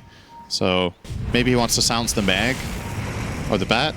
In this case, he wants to get out and crit. He'll be fine. Don't worry. Okay. Oh, maybe he will? Oh my god. Okay, no. Force the lasso. That's as good as it Best gets. case scenario for him. Yeah. In the meantime, they take the Tormentor. Yep. So Omni will get the Purification upgrade. More healing. He can use that on his next life. Okay. Good to know. Malrine. Now pulled in. This is a rough kill. He does have BKB, but it won't matter. Oh, that one hurts. Yeah, that's the big kill. I think he wasn't anticipating the Rubik to have Rolling Thunder. Yeah. He just got chained before he could BKB, and he's not going to BKB after being down to a third health. He would have died regardless, so probably the right call to just accept that fate, but nice moves again from Beast Coast to find them up there and capitalize, and just keep this strong grip on the map. You can see how they're warding. They have a ward mid, they have a ward top, and a ward bottom. All three lanes are covered. They just want to see heroes leave the base so they can choose where to go with their Storm and Monkey King. And Whisper's item choice, going in for the Dagon, wanting to preemptively answer the shenanigans coming in from Skitter. Amar goes through the Twin Gate. Looks like he should be safe away from him there. Crit. Skewered. And no way that he gets out of this one, as the Shadow Blade, Shadow Emote rather, is only going to last a moment before he goes down. It's tough times. Yeah. It's fun to see, though, how in these situations he's actually just doing the best thing every time. It's just not going to help him, but... El Misho waiting for the last second, lifting. Oh, he stole the Treant. Oh, don't die to the other Treants. They're angry, but that's actually kind of cool. And now finding Amar, finding Snake King. They catch one, gonna be able to find the other. Amar will roll up, but cannot keep his Omni Knight alive, obviously. Does have a completed Orchid now, though. 5-24, and Dagon done.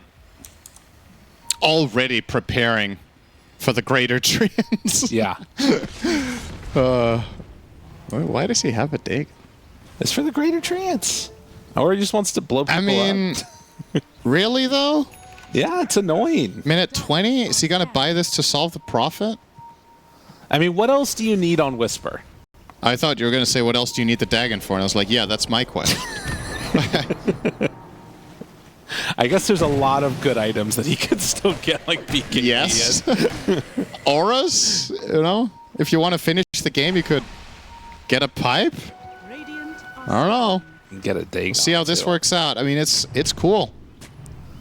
He's, no matter what, the street cred is there, that's for sure. Absolutely.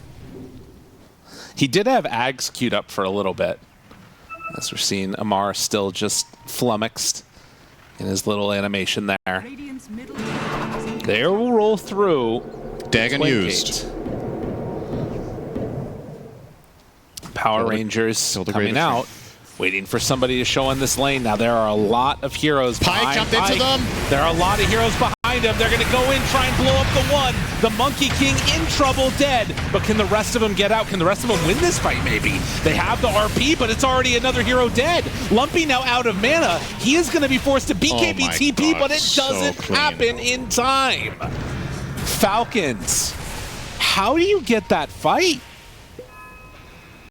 It's just, I don't know, it's just such a good read. They go through the gate smoked, Monkey King jumps into them, they immediately counterplay him, and then the moment Magnus blinked in to try to Orchid, or to get an RP off, he got insta-Orchided by Malrine. Or excuse me, by Amar. So Falcons, they've been playing from behind the entire time. One big moment of opportunity, everything goes right. They find the right primary target, they find the right Orchid on the Mag counterplay, and they just run them down, get 4 kills, even killing the Storm on the BKB TP out, and they get Roche. The game is just back to... I mean, this is a beautiful replay. Just look at this. So first of all, Pike doesn't know they're there, right? So this is... He's just going to blink in. They're trying their best to save him. You see the Magnus is Orchided here. He's going to get killed. And Lumpy uses all of his mana to kill Snaking because he knows that they have to focus the Omni or they're not killing anyone. Wow. And this game is, I want to say, more or less fully recovered for the side of Falcons. Quick repel from Snay might keep him alive here. Forcing the lasso with a TP, so no. He will not stay alive. That is a shocking turn of events. And Falcons, I mean, all credit to them. Like you said, they weathered a big part of that storm. They still had a couple pickoffs here and there, but when the moment came to hit their target, they did it perfectly. Imagine if Whisper had another item than Dagon. What could have been. Wait. You just wait, man. You'll see. He's going Lotus. You'll all see. I'm not sure he could have afforded a BKB or a Lotus at the time. Obviously, it's more expensive than the Dagon, and the situation would probably happen anyway. But it is cause for concern for the coming 5 minutes, because they'll just Orchid him again if they see him. They get the Orchid, and they'll find him. Oh, wow. Lumpy even BKBing that. Wow. It was very... I guess, yeah, maybe he needed to prevent the Orchid to ensure the kill. Might have been necessary. Back up to 20 galvanized. So, I mean, you were saying that you feel like it's somewhat back to even at this point. Yeah. Do you feel like that changes when you get like BKB on Monkey, you know, maybe the next item on Mag?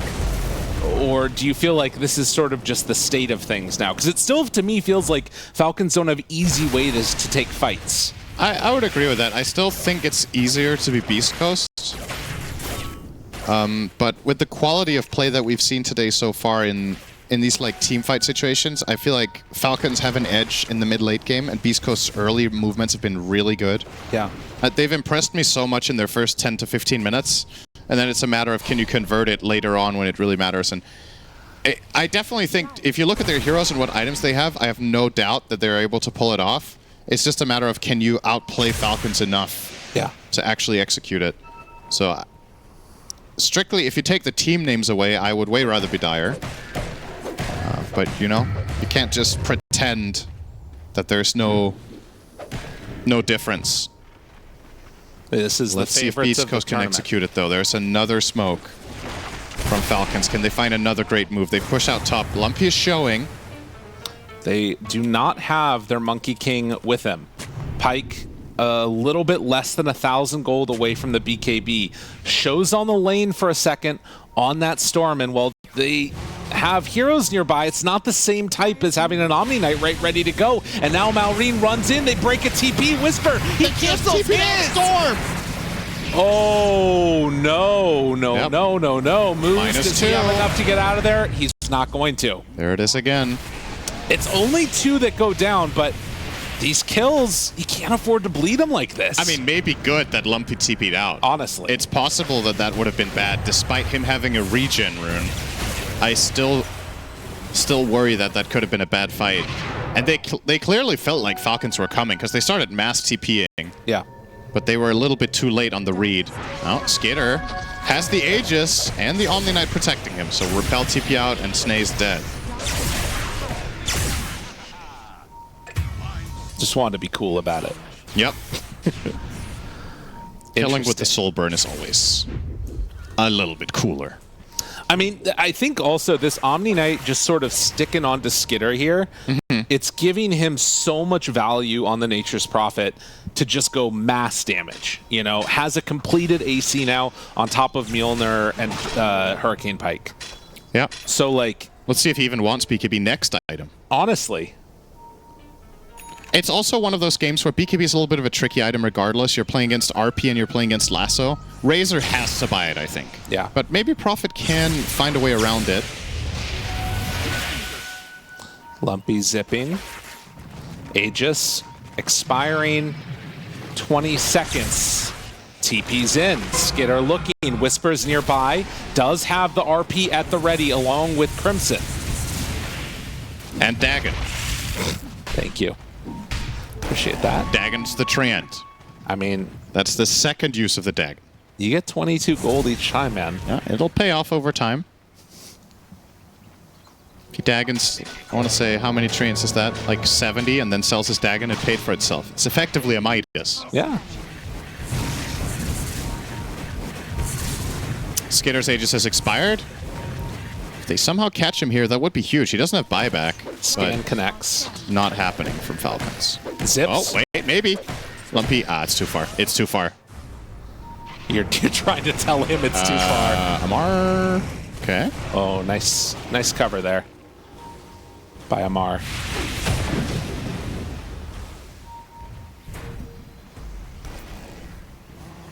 Well, another tower going to be brought down by Beastcoast. As Lion finishes his Blink Dagger, Amar looks for Bat, finds him. Orchid, roll back. And that's MOUZ dead.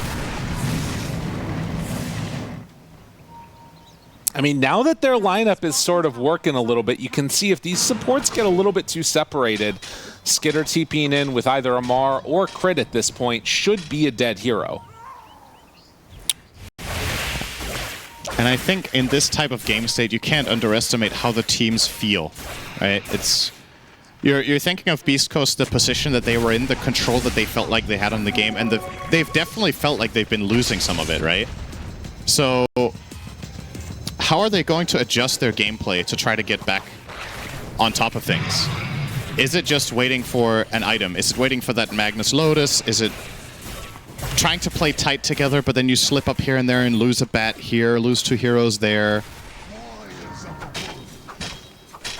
Falcons probably feel like they've recovered the game entirely. I feel like they're playing with a lot of confidence. Amar. Nice lasso. Comes in, finish him So off. they do find a pick here, and this is going to open things up a little bit. They're trying to get more, but Falcons are already way out of there. Roche cannot spawn for another minute. Can see how aggressive Lumpy wants to be. It's just zipping pretty wildly around the map here, trying to find people. Only a 6k gold lead. I feel like they had a 6k gold lead minute like 15. Yeah. And Falcons have done a really great job of cutting that one down. They did. They actually had a 7k lead minute 15. Yeah. Huh. Well, what do you know?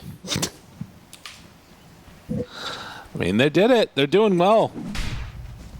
There's a couple of key items coming up now. So Nature's Prophet did up for the BKB, 400 away from that one. So that gives Snake King new freedom to use Repel. He can now consider repelling the Lion or himself to just make sure you get GA off. Obviously, ideally, you repel a target that has a ton of debuffs on them.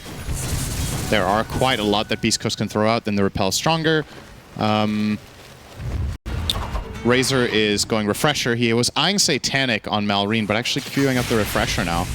Does he have the mana for this? It's pretty damn close, right? Yeah. I think he actually doesn't. Well, he has a Greater Healing Lotus and a Magic Wand with 20 stacks, so... Sure, if he has both of those full, yes. A regen rune spawns top, has it bottled. They're looking for this battle. Whisper can jump in if he wants. They go immediately. Zipping, looking for crit, finds him there. Silence out. Now able to get away from that one. Pops the BKB, still Whisper looking to get the jump in. Skidder controlled for the moment. Pyke gonna pop the ulti, pulls in another one. Crit is dead now, and Skidder looking like he's gonna face the same fate. Basher connection, dead. And they get Snay too. So 3 dead. Beast Coast making the good moves, and Monkey King could be on the hunt here for Amar if he shows himself for a second. They fight the lion and just kill him off instantly, and then they just navigate the fight well. Just keep running around the outskirts. Don't get messed up by a Pango ult. Amar has to be a little bit careful with this heat. Pyke has bash. Oh. Oh, Marine. Hit by Lumpy. Who's stronger? And still moves forward. El Micho, BKB out. Gonna go for the skewer forward, looking for it. Do they have enough to get the kill? Yes, they will. Rubik with the stolen repel as well for another 3 minutes here. Oh, that's great. It's a really big spell for El Micho to have. Protect his chorus against the line, protect him against the Pango opener. Yep, we were singing Falcons praises, and therefore they lose horribly in the last 2 minutes, as is written. Beast Coast with a couple of really good moves. That team fight just very nice, you know, they're trying to make sure that Pango and Lion can't do their stuff, and that means they just have free movement. If Lion and Pango don't connect on stuns, they could just run away from everything else. Yeah. Just force staff out, drop a Wukong's command, play the perimeter. Very easy. Pyke moves in right on the Skidder, pulls him back with the lasso, and now you're in trouble.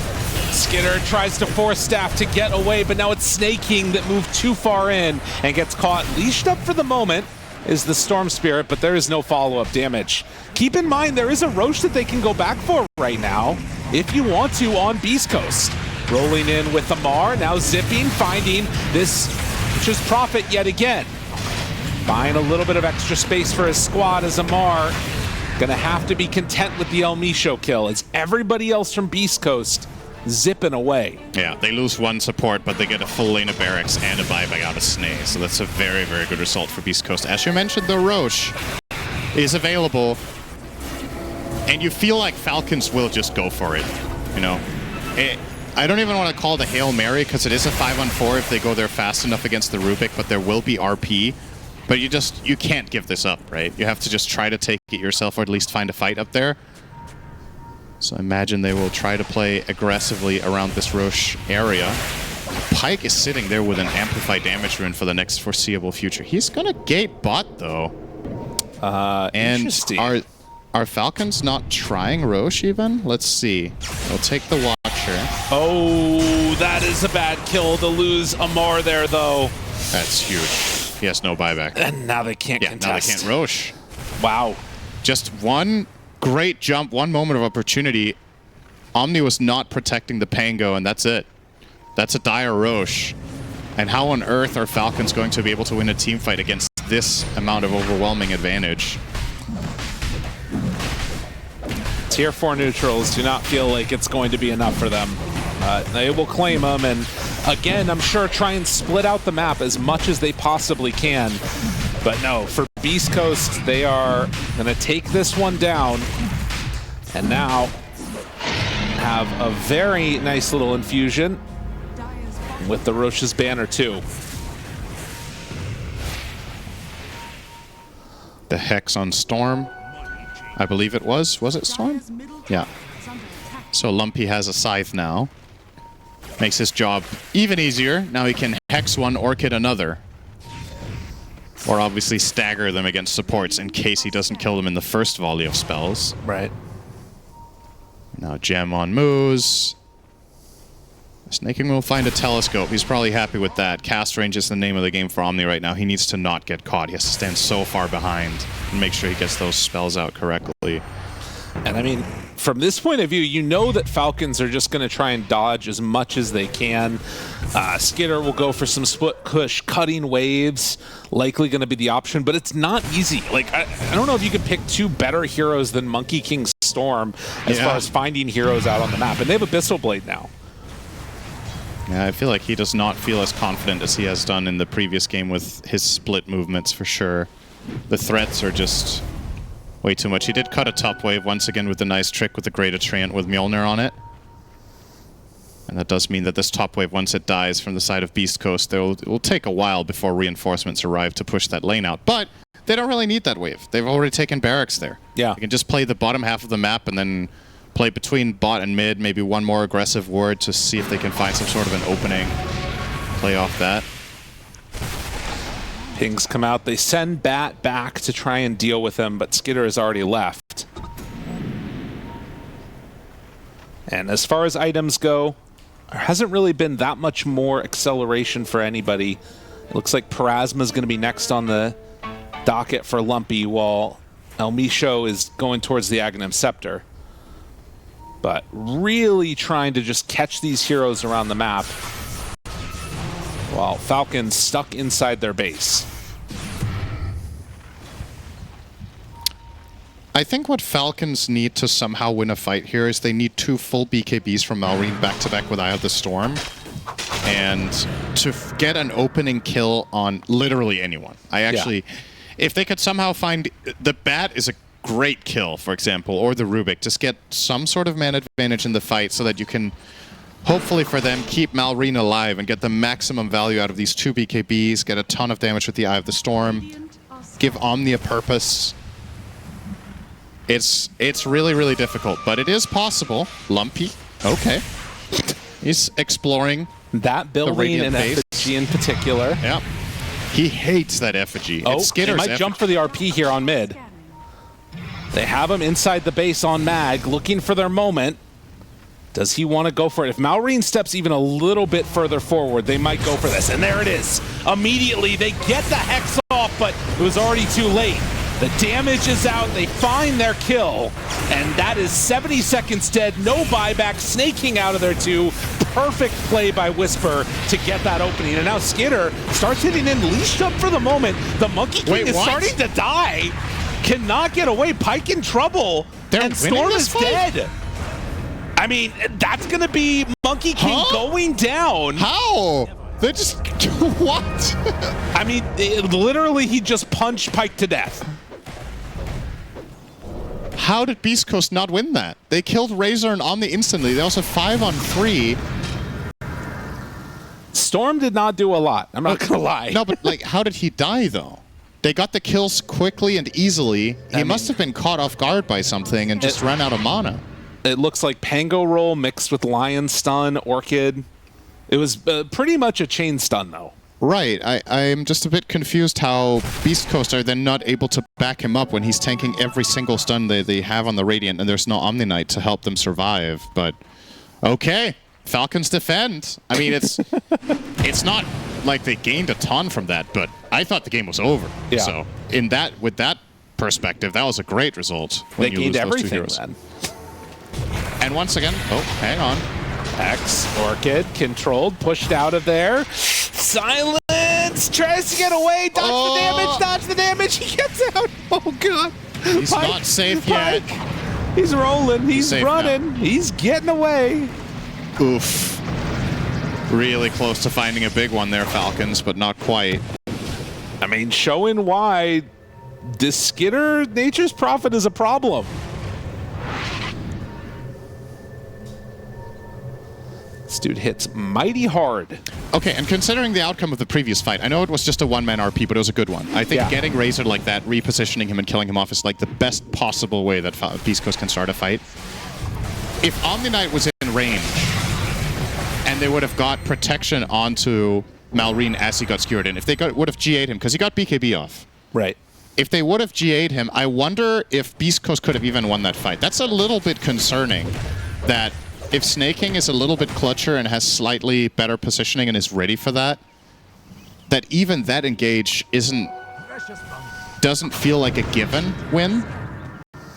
I mean, I don't know, man. I'm looking at these items that the Dire has. It just should be possible. Like, they have so much stuff.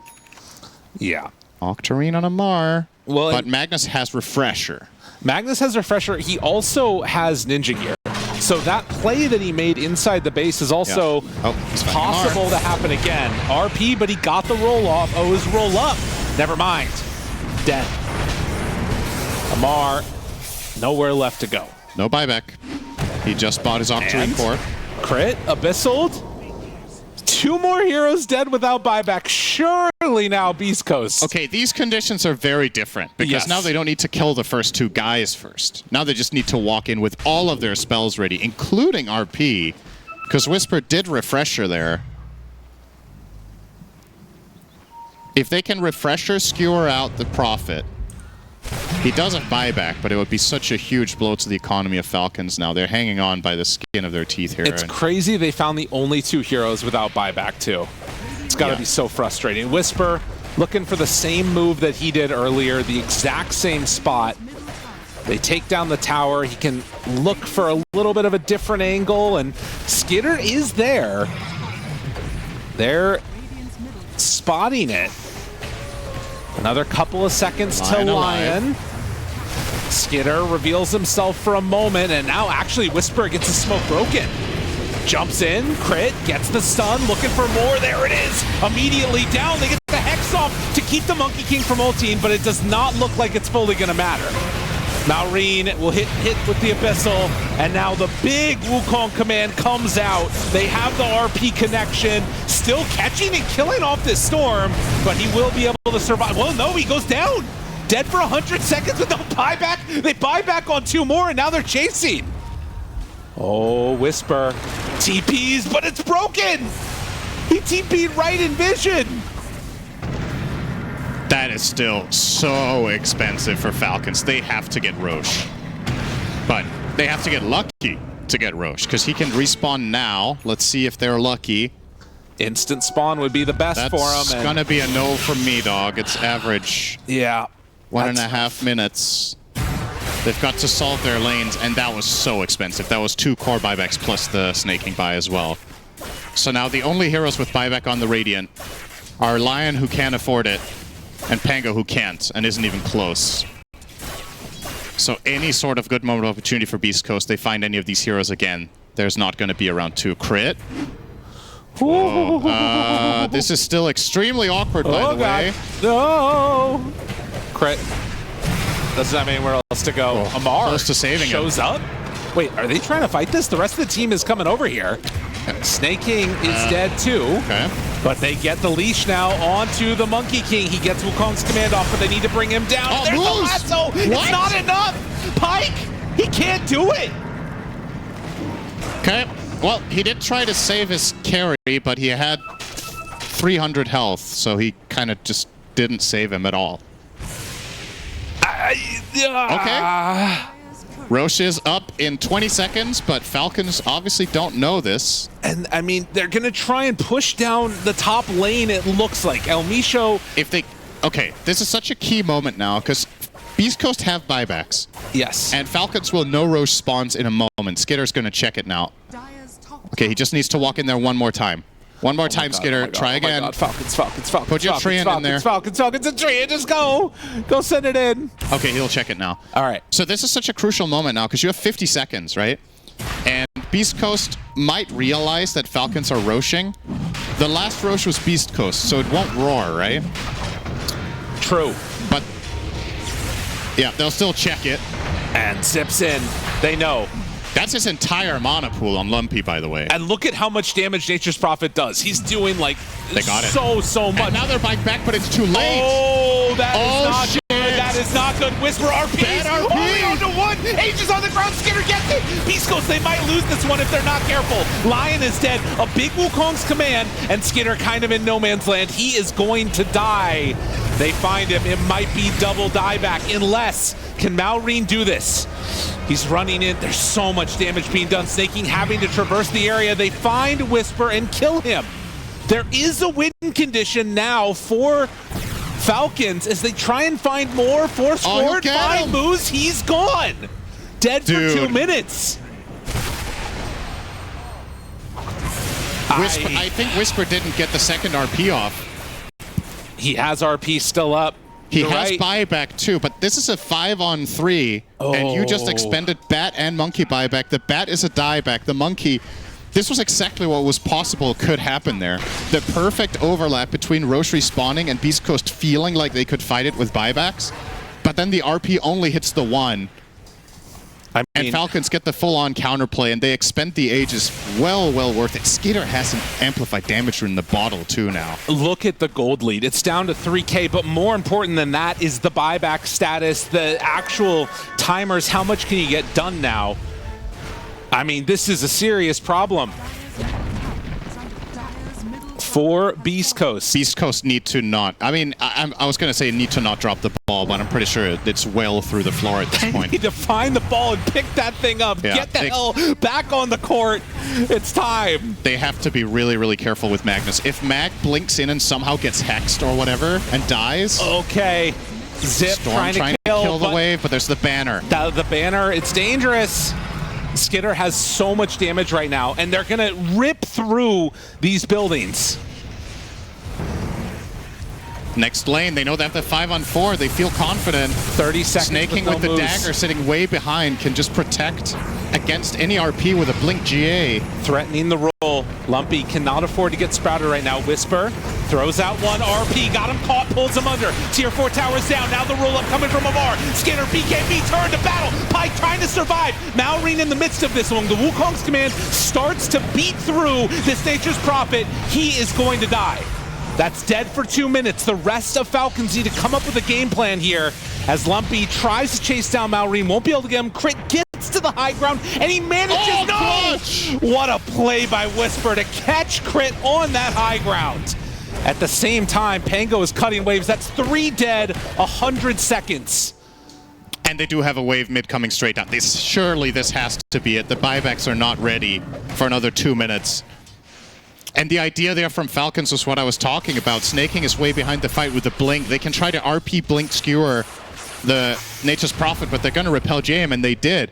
But Skinner just stood his ground and attacked, but he couldn't kill anyone. Amar rolls out, finds the wave, and he gets it.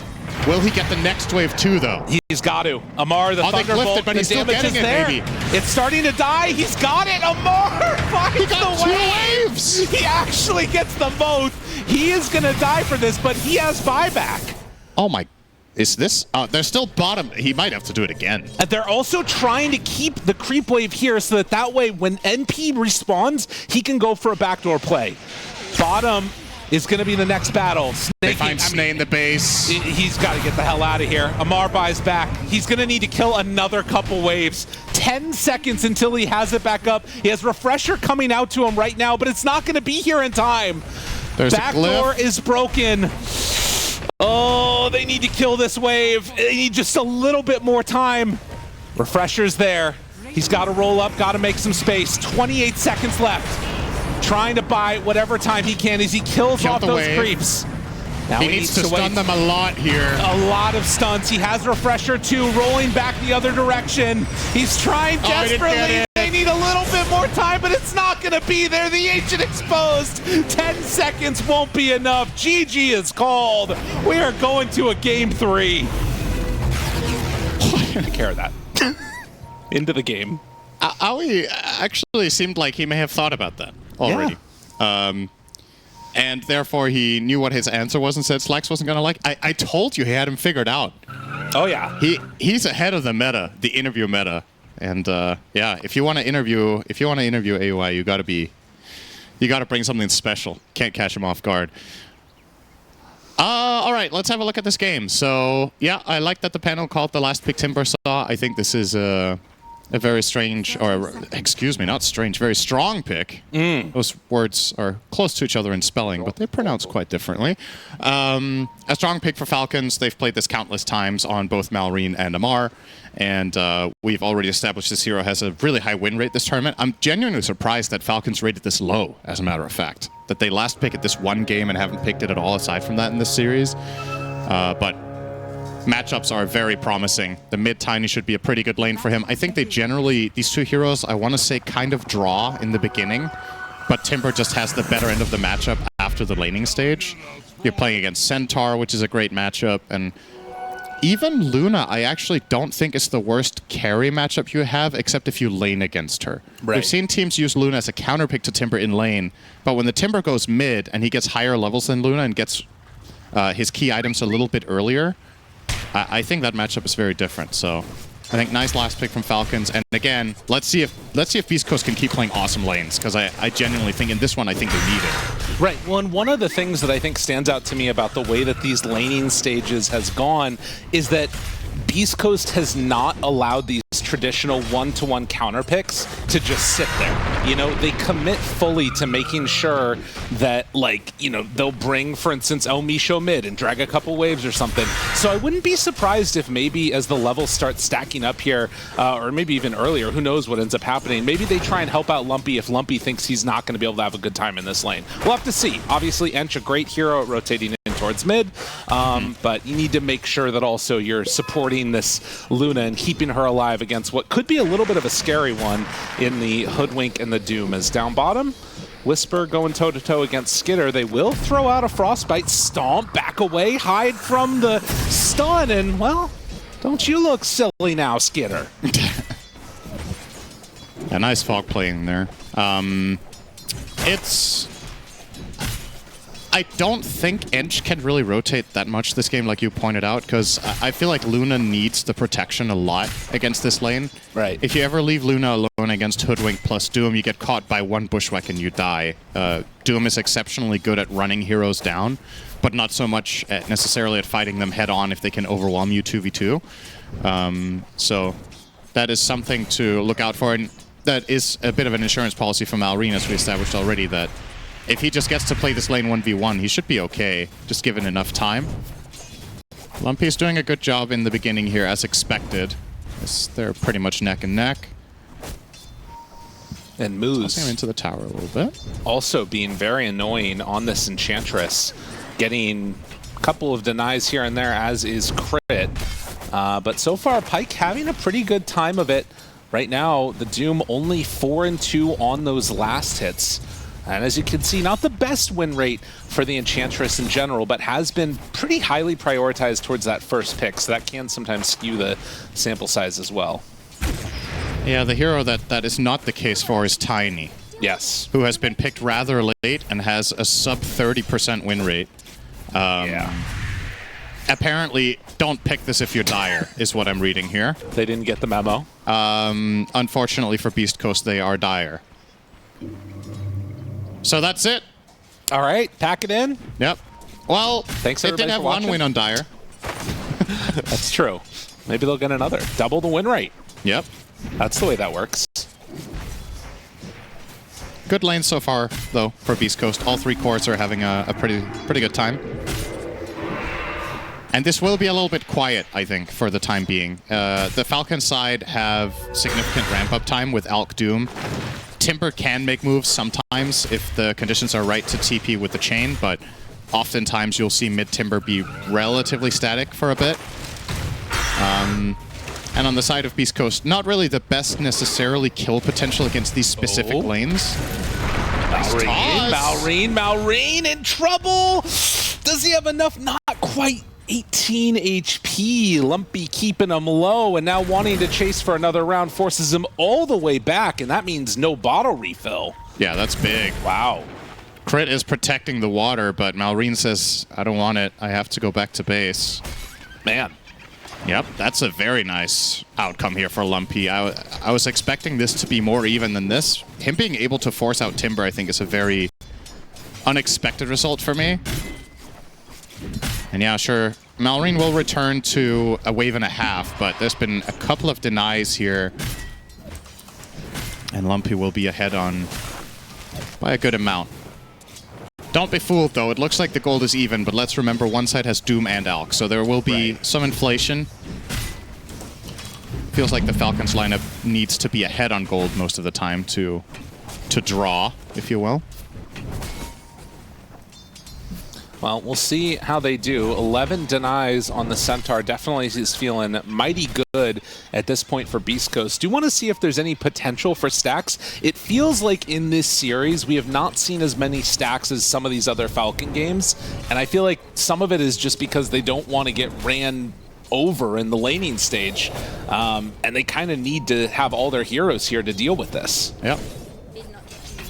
I don't think this is any exception either. I mean, actually, maybe this time around, Crit will be able to go and stack because Amar has the ice armor creep. It can get enchanted off, but he can recast it. Some damage going on to MOUZ here. Not going to be a kill, though. But yeah, it's just the nature of these two drafts against each other in the lane stage. Kills are kind of difficult to come by. Yeah. And I say that despite one lane being Centaur Willow, it's just Alk is tanky, and he has a raindrop. It's a hard hero to kill. Crystal Maiden will be playing behind, so not get caught. The mid lane is unlikely to be a kill, although it was very close. And up top, especially with the ice armor on the Doom, it's not an easy task for Beast Coast to find kills there. And of course, the side of Falcons have extra mana from the Crystal Maiden Arcane Aura. It's now 6 is cracked here from Malrine as well. Power Rune going Lumpy's way to regen. Malrine gonna make the move down for the bounty. And in the meantime, Enchantress sending that creep off to go and mess with Hoodwink a little bit as Crit stays in the mid lane for a moment here. But as we can see, Malrine making the move down, wants to catch here. Whisper is just going to walk right into it. They do throw down some brambles, rooted for the moment, chakra him out, and now Lumpy making the counterplay. They kill off the CM and now toss the, well, Timber away. That actually keeps Whisper alive. Really nice response. Beast Coast's early game movements are just really good this series. Yeah. You'd think that Malrine would be able to execute that kill before the rotation of Tiny comes in, but it's just so fast. Instantaneous TP, they delay it. Get him out of there. Now the Wisdom Runes are about to spawn. Neither team is on top of them whatsoever here. See if it ends up being a split. I think Crit wants to head over there in a sec. No, he's not even going for it on the Hoodwink. Interestingly enough, Lumpy did TP down bottom, so doesn't feel like TPing back. Was waiting around for Skitter to show up. Skitter is off to the jungle and will not be in this area. Lumpy is going to pass right by a ward. So these movements being scouted the whole way through, it really hurts, I feel like, for this Tiny. Yeah. Unless they can still get a kill. It still does feel like it was worthwhile, though, because you prevented your Centaur from dying and you got first blood. Okay. So like, the relative gold swing is pretty massive, but you're right, he doesn't have a nice and easy way to get back to mid. Well, Lamar. Yeah. Malrine is here, too. Spot crit, Lumpy there. Malrine wants the kill, can they get it? Toss now underneath the tower, that's dangerous. Pyke now low, turns to battle though, and they take down Malrine. What a move, a bold strategy from Lumpy, but it pays off. As they get the toss back, will drop the Doom now, and with Skinner moving in, they're gonna be able to get a little bit of retribution. Pyke trying to back away, Omisho trying to protect his carry, can't come in with the body block. They kill off Lumpy, they're gonna kill off Pyke. On that kill gives Skitter 6, so he gets the Chemical Rage. Wow. And Whisper getting 6, but been in trouble. A little bit late. Now maybe they can kill off Amar. That might make things a little bit better, stacking the deck their direction, but it's not looking like it. And so Skitter comes back in, a disaster up here top as Whisper has to just walk this one off. Damn.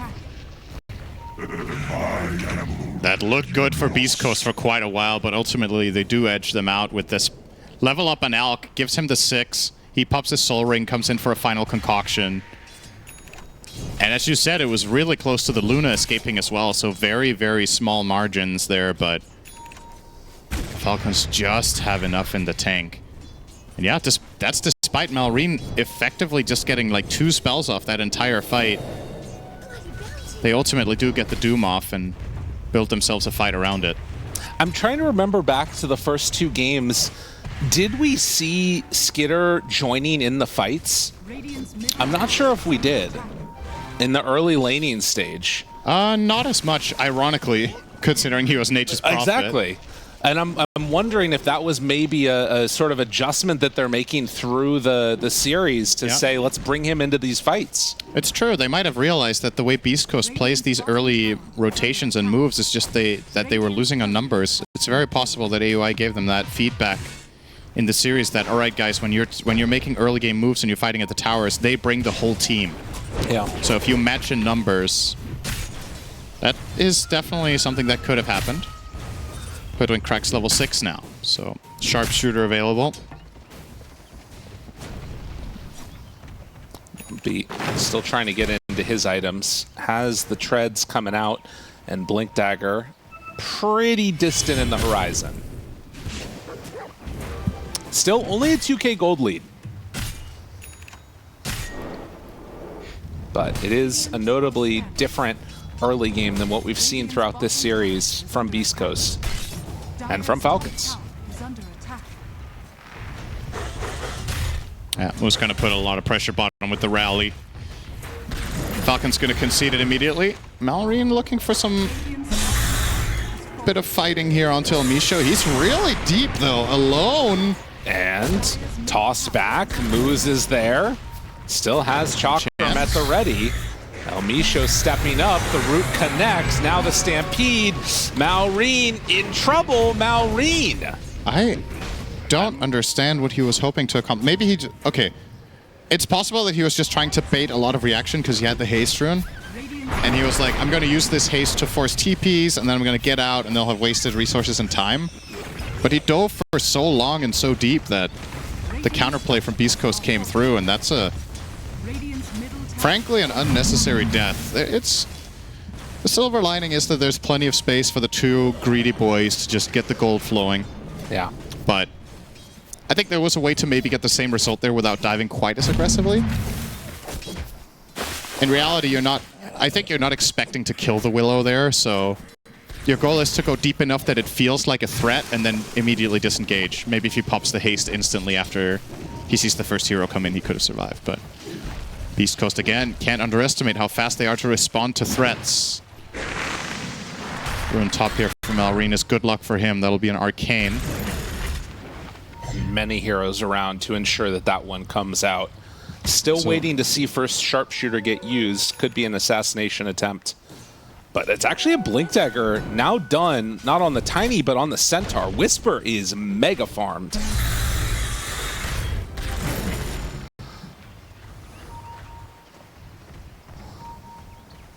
Yeah, can't wait for him to buy Dagon. Okay. Hey man, he has 100% win rate with it. So. You're not wrong. If there's anything we've learned so far, it's that stats, they tell the full story always. Stats are stats. Yes. That's what we've learned. All right. Bit of an aggressive attempt here onto mid. Ench leading the way with the Hellbear creep. Gret trying to clean up a little bit here with the Acorn shot, but no glyph means no tower. Another one just dropped by Falcons, not looking to defend. Feeling inferior in these situations. They will make their own smoke move to try to find a straggler, maybe. Whisper breaks the smoke. Oh. They get the frostbite, though.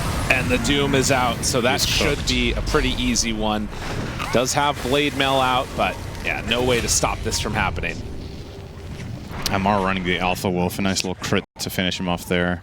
Speaking of crit, the player will not escape. So as he gets caught by Lumpy and Elmisha combo. The reveal of the Blink Dagger. While it is Malrine Kaya completed, pops that Arcane and is going to refill back at base. But was Doom used? Feels like that's maybe an opportunity here because low cooldowns where Beast Coast could make some type of aggressive move with this double blink they have and get a little more space for Pyke to farm. Yeah, it is a good point. When you're running double blink, you want to do stuff, right? Otherwise, it's just dead gold. So definitely looking for Beast Coast to take some initiative here. Ooh. Whereas Falcons, Alchemist has the Radiance. They're just going to keep farming.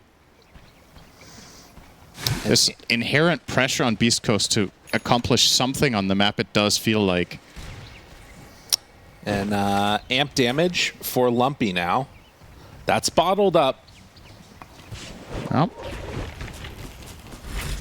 Not seeing a smoke come out, but MOUZ is going to show on this wave pretty far forward. This is a pretty quick go if they can get there. Seems like he's well aware of what's happening. He'll even TP mid, so. Nice play. Still, that's a big-ass rally up top.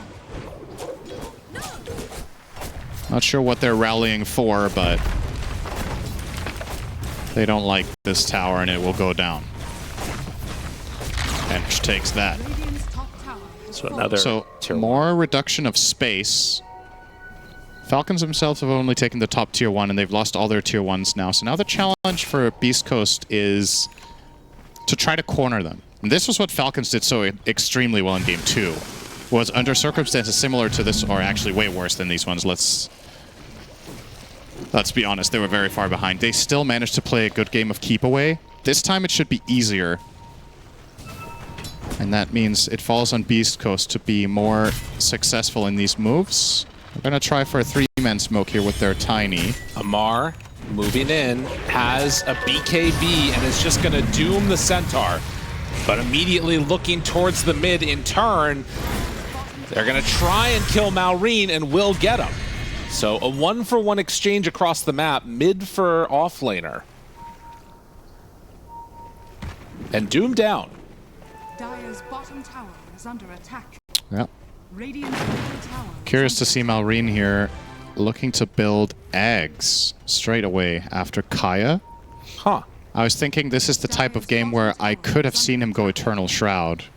There are so many magic damage heroes on the enemy team. There's so much that you can block and negate. And probably the rationale behind the Ags anyway is as long as I can react and get this off, it's going to block so much damage they don't kill me. But yeah, even something like a Cloak.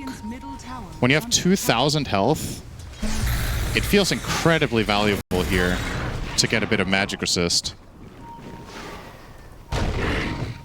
Yeah, and likewise, not having it can feel pretty rough.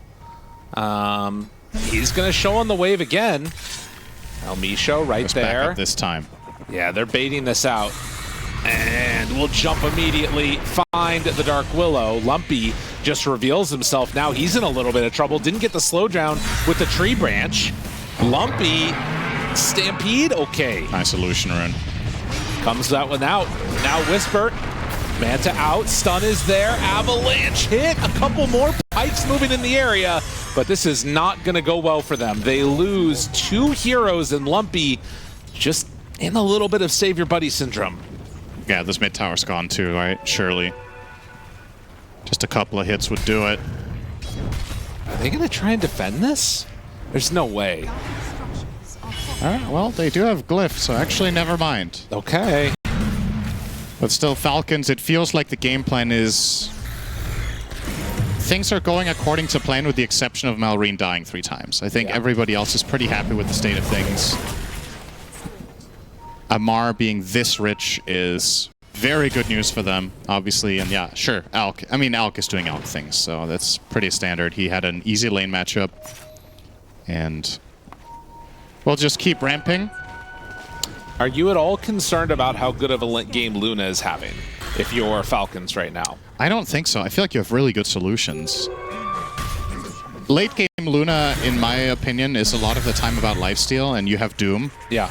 So that is always going to be a solution that you have. I would say carry-to-carry matchup, Alchemist is one of the better heroes against Luna as well, because you ramp up faster than her, and you just jump per single target and really put a ton of pressure.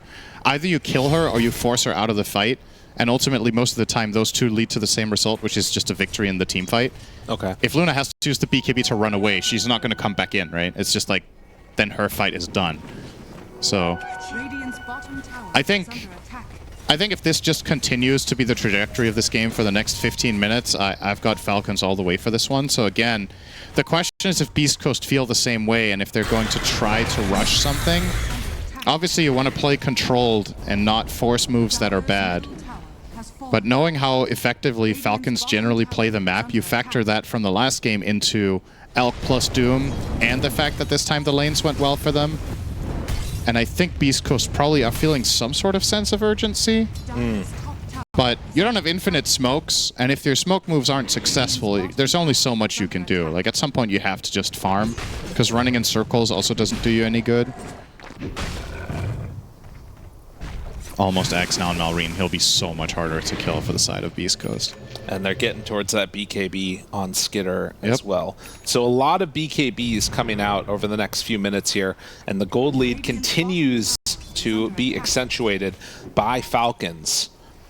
There are still, you know, a lot of big timings that you can hit with this lineup from Beast Coast, but as we've talked about, it starts to get to a point where you don't have many mistakes left. Yeah, that Ags, like you talked about, just about completed on the Timber Saw. So 20-minute mark. Beast Coast are somewhat grouped together here on the bottom side of the map. Could be an option to head back for the Tormentor if they want, or you could see a smoke up and try and make an aggressive move. And it looks like El Misho is bringing the smokers into his inventory, and Pyke is reconnecting with the team. Really close to that BKB on Lumpy, though. Yeah. Okay, so this is... we've seen a couple of tiny mid-games. And the problem that I had with the hero in some of the games was that he just fell way too far behind on farm. Okay. I think especially one of the games we cast together with Mobe playing tiny mid was he was just not scaling enough. This hero can become very strong late game, but I'm just a little bit worried about the pacing of it and the fact that Luna has to take as much space as she does. At this point, I'm not convinced that this Tiny has accomplished enough. But now you're in this awkward... Tiny, almost always his curve, either you crush, like you're running things over, you keep snowballing, you keep killing people with Conda, and you're like king of the map, or you do okay in lane, you find a couple of successful moves, and then there's this awkward 10 minutes that we're in right now, where you don't have enough damage to kill anyone. Amar? Completely alone. Well, you have enough damage to kill a 4v1. That's true. Wow. But yeah, so Tiny doesn't really have enough damage to solo kill any hero on the map right now. I think even, I mean, Crystal Maiden he can't kill either. She has 1500 health and a Solar Crest, so... Yeah. So you're in this awkward spot where now you kind of need to farm at least your BKB plus one item to feel like you have that damage aspect back again. Maybe even two items. And this is, I think this contributes a lot to the win rate for Tiny that we've seen in this tournament, is that these upcoming 10-15 minutes are just really difficult. Because I'm looking at this guy with a Blink BKB, and his net worth is okay, but would I rather have the Doom with BKB or the Tiny? In terms of like teamfight impact. If you can't Blink burst anyone, this hero doesn't really do anything right now, right? So, Lumpy has to get there. And the Atos, good cut down. Oh man, does have BKB ready, holding on to the BKB here. Gets hit by the sharpshooter, El Misho standing watch. And holding that BKB is pretty clutch. Yeah. Second BKB now for Whisper. And Beast Coast definitely have some tools that you would want to see them fight with. Luna, still a while to go for her BKB, though. Salve up, smoke up. Who do they find? A key moment. If they can win a fight right now, Beast Coast buy themselves some time, and that's a great 2 to get right at the start. The toss down, the connection is there, but Skinner with the turnaround, and now they find the Luna, but they doom the Enchantress. Doesn't matter. Pyke didn't last a second out there. Lumpy goes back in for a kill on the CM. That's not a good trade, Lumpy. It's going to cost him his life for that one. It overcame him. Crit survives through that one. Lightning fast reaction from Falcons there on that initiation. It looked quite promising. They got the Blink Avatos, they got the Centaur jump, and yeah, they do kill the Timber, but it costs them everything. Like, Timber got his Ag's reactive armor off, and he barely died. It was actually close to Malrine surviving that on the disengage. But yeah, as said, you're going to see the replay here. So yeah, it looks so good, right? But the BKBs come out. BKB from Amar. And that stun from Skitter. Yeah. Oof. Yeah, you gotta feel for it. Imagine that fight if you have a BKB on Luna. Mm-hmm. Absolutely. And you could make the argument, imagine that fight if Tiny had a Conda instead of BKB. Right. Because this is always the weird position this hero falls into is you need to make that choice. Am I actually killing stuff? Or am I sustaining in the fight and hopefully getting 2 volleys off? Which he did, but the first volley doesn't kill. Yeah. And then the enemy team just pops their defensive stuff, they turn on you, and you're caught in this like awkward spot where, okay, you kind of have to BKB2 to survive, and you kind of get overwhelmed in the end. So it was close, honestly. If they could have been a little clutcher in that engage, maybe if they get the 2-man Centaur Stomp into a Terrorize before the BKBs come out, we could be looking at a different team fight entirely, but not quite clean enough for the side of Beast Coast, and that's going to cost them. Doom still on cooldown for 20 seconds. Yeah, why does Amar have Sanjin Yash? Yeah, I don't know. That one's a bit an odd one. All right, Skitter. Self-stuns. Lumpy backs away. If Alchemist stuns himself in the forest, but nobody sees him, did he actually stun himself? You're asking like, it sounded like Slacks right now, an interview. It's a good one for your next interview, Slacks. Ask him that one. You can see El Misho, thoughts and feelings. He is probably fine. Yeah. TP's out. Has eyes on the Aghanim Scepter at the moment for the Dark Willow. So yeah, he wants to... I think this is the right read. He has to go a damage direction because the Tiny is gonna get there too late. So Willow needs to complement the Luna in assassinating these tanky strength heroes, especially the Timber. Willow can be very powerful against with all of that long-distance magic damage. Well, and between MOUZ and Willow, I do feel like they're going to have some good damage out of their supports, no doubt. I guess the big question is, like, can they last long enough to get to that point? Yeah. And, of course, Luna still farming, has the BKB done. And Lumpy rejoining with the team. Uh-oh.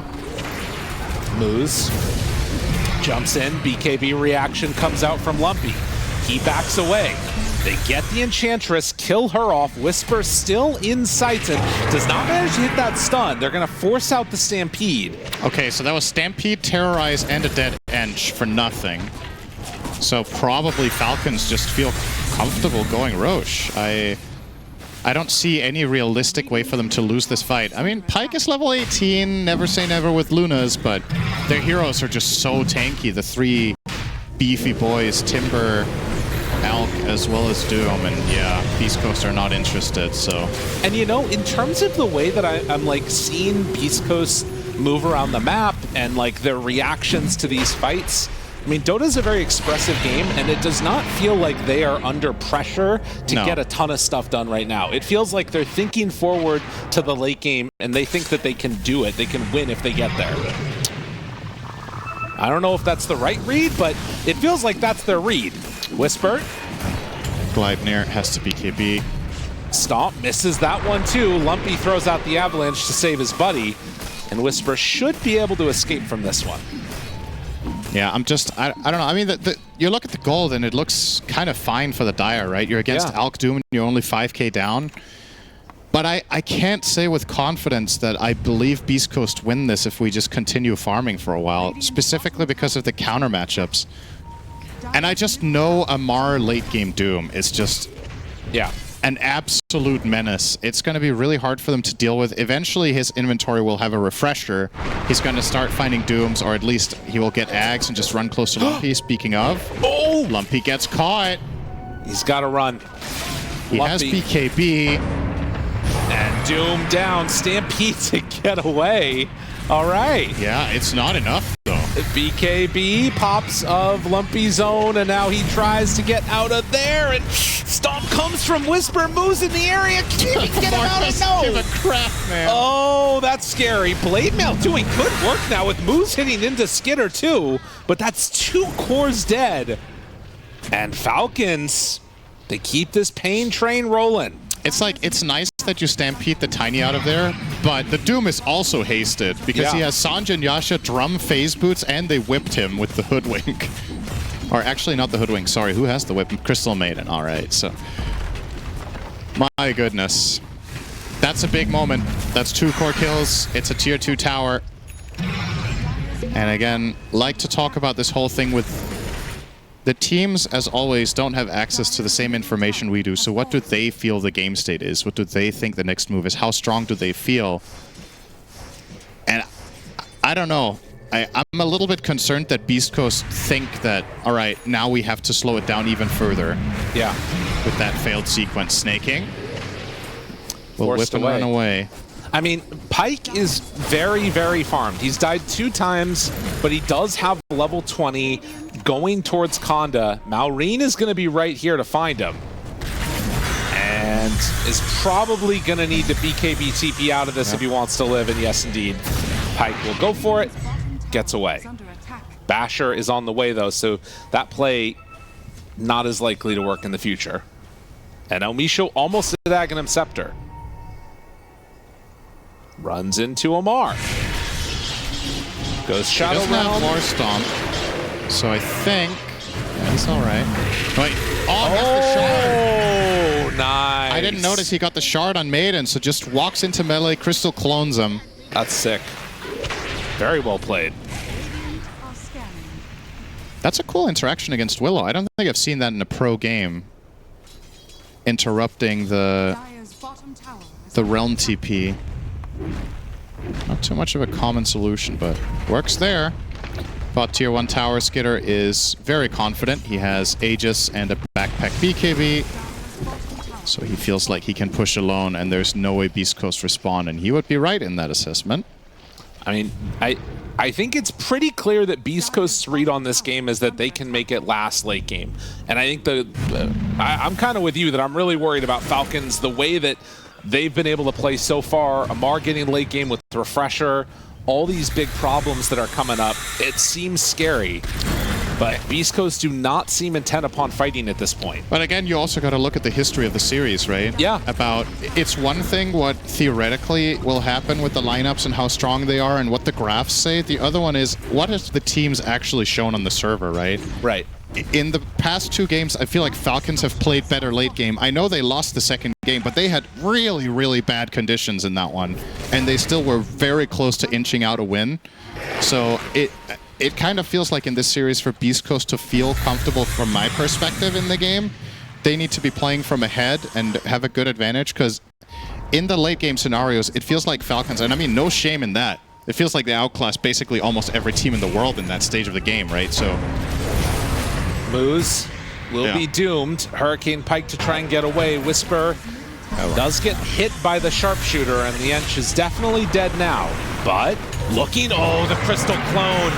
Nicely played. Whisper forced away. They toss forward. Pyke onto 1. Crit is dead from that one. But Pyke now is left all by his lonesome. Oh no. Lumpy tossed him over there and ends up dying for the trouble. I'm gonna go with Unworth on that trade. As satisfying as it is to kill Hoodwink, I understand the temptation can sometimes be impossible to resist. There is a limit to what you're willing to throw at her, and I think Luna is that limit. All right, but wait. The workhorse. It's out. It's ready. Yeah? That's good. Now Whisper can save the Luna. Yes. When Lumpy throws her into certain death. I mean, they'll never expect it. Yeah, that's true.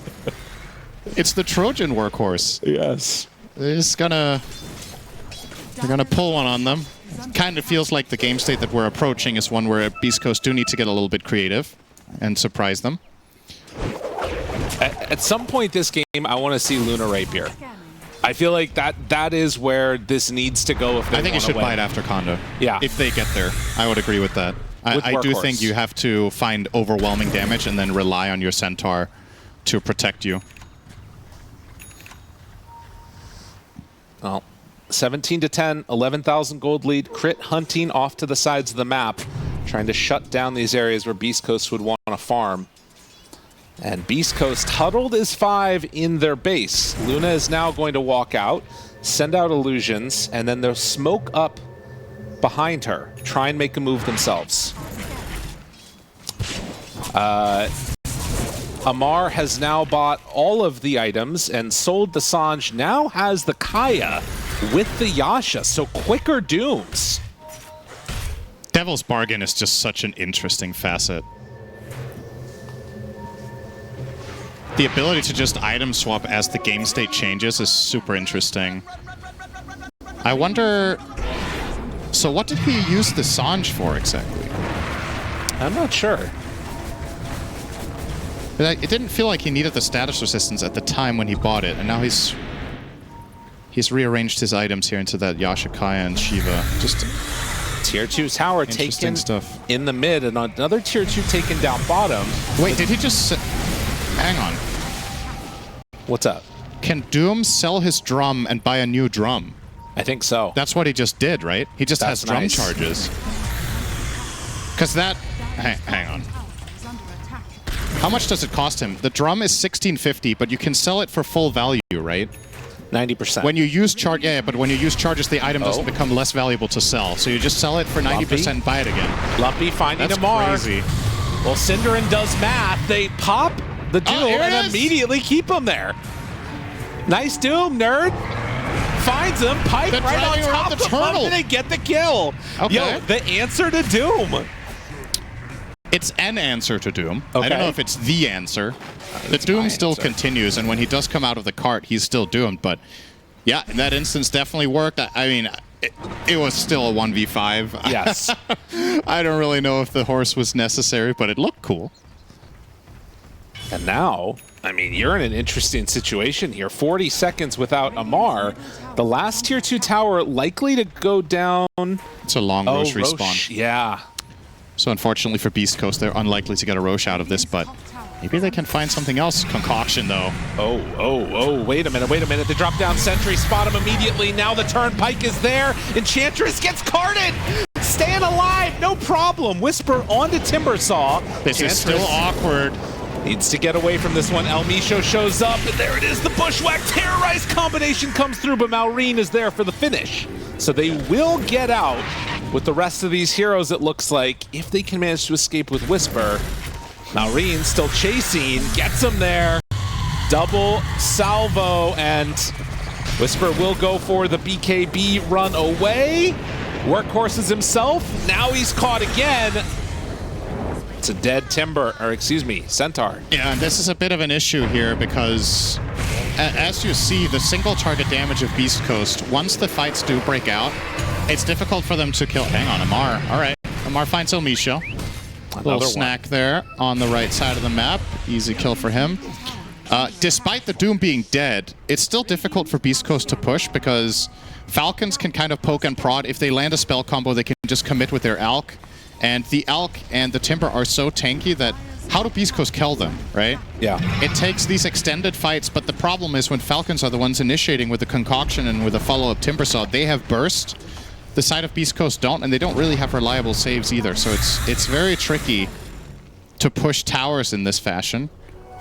Pike in a interesting spot here. I'm not sure what the end game is here. If he just wants to keep cutting the midway with Manta, but he obviously has a very good ward protecting him. That is indeed the case here with the Mantas. He's staying.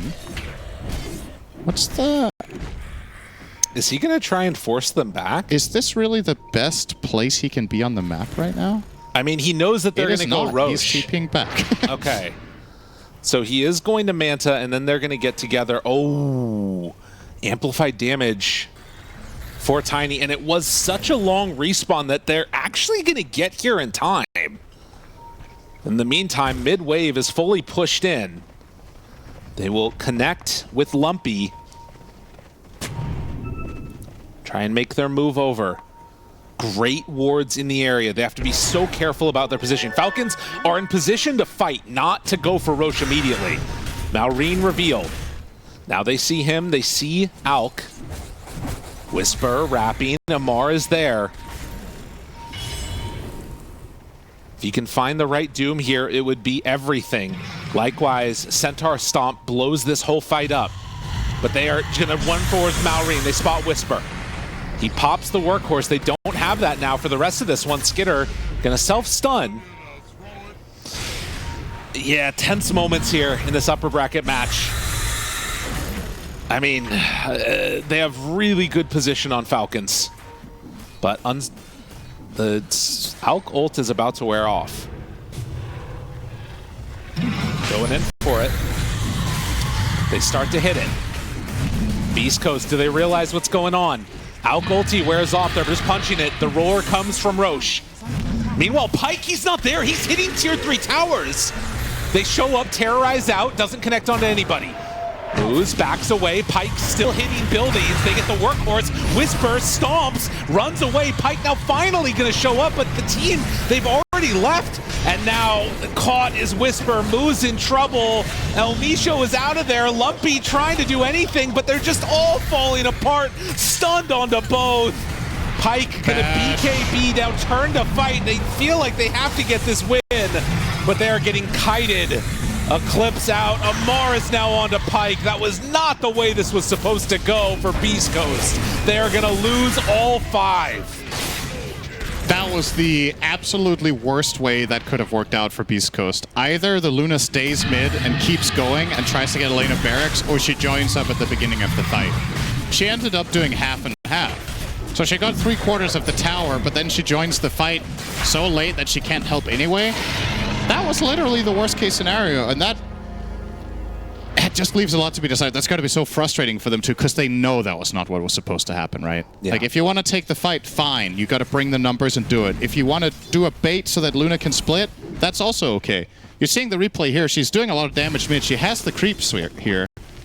If you're looking at the minimap bottom left, she's still going at it, and then she walks back TP's top to join the fight. The fight is already lost here, in my opinion. You have a doomed Centaur who's going to get bashed. Ench is super low and got carded, so you're effectively joining a 3v5. And, yep, just not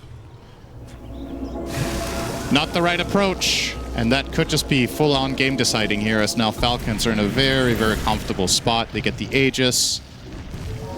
What did this Roche have again? Was that Roche number 2 only? I think that was just number 2, So it was number 2. There was just a banner as well, but yeah, it's more so about the full team wipe. All the gold, I think, is more important than this Aegis. They just got so much. A very tough situation. Young carry player making decisions here in a big upper bracket matchup and runs into a brick wall.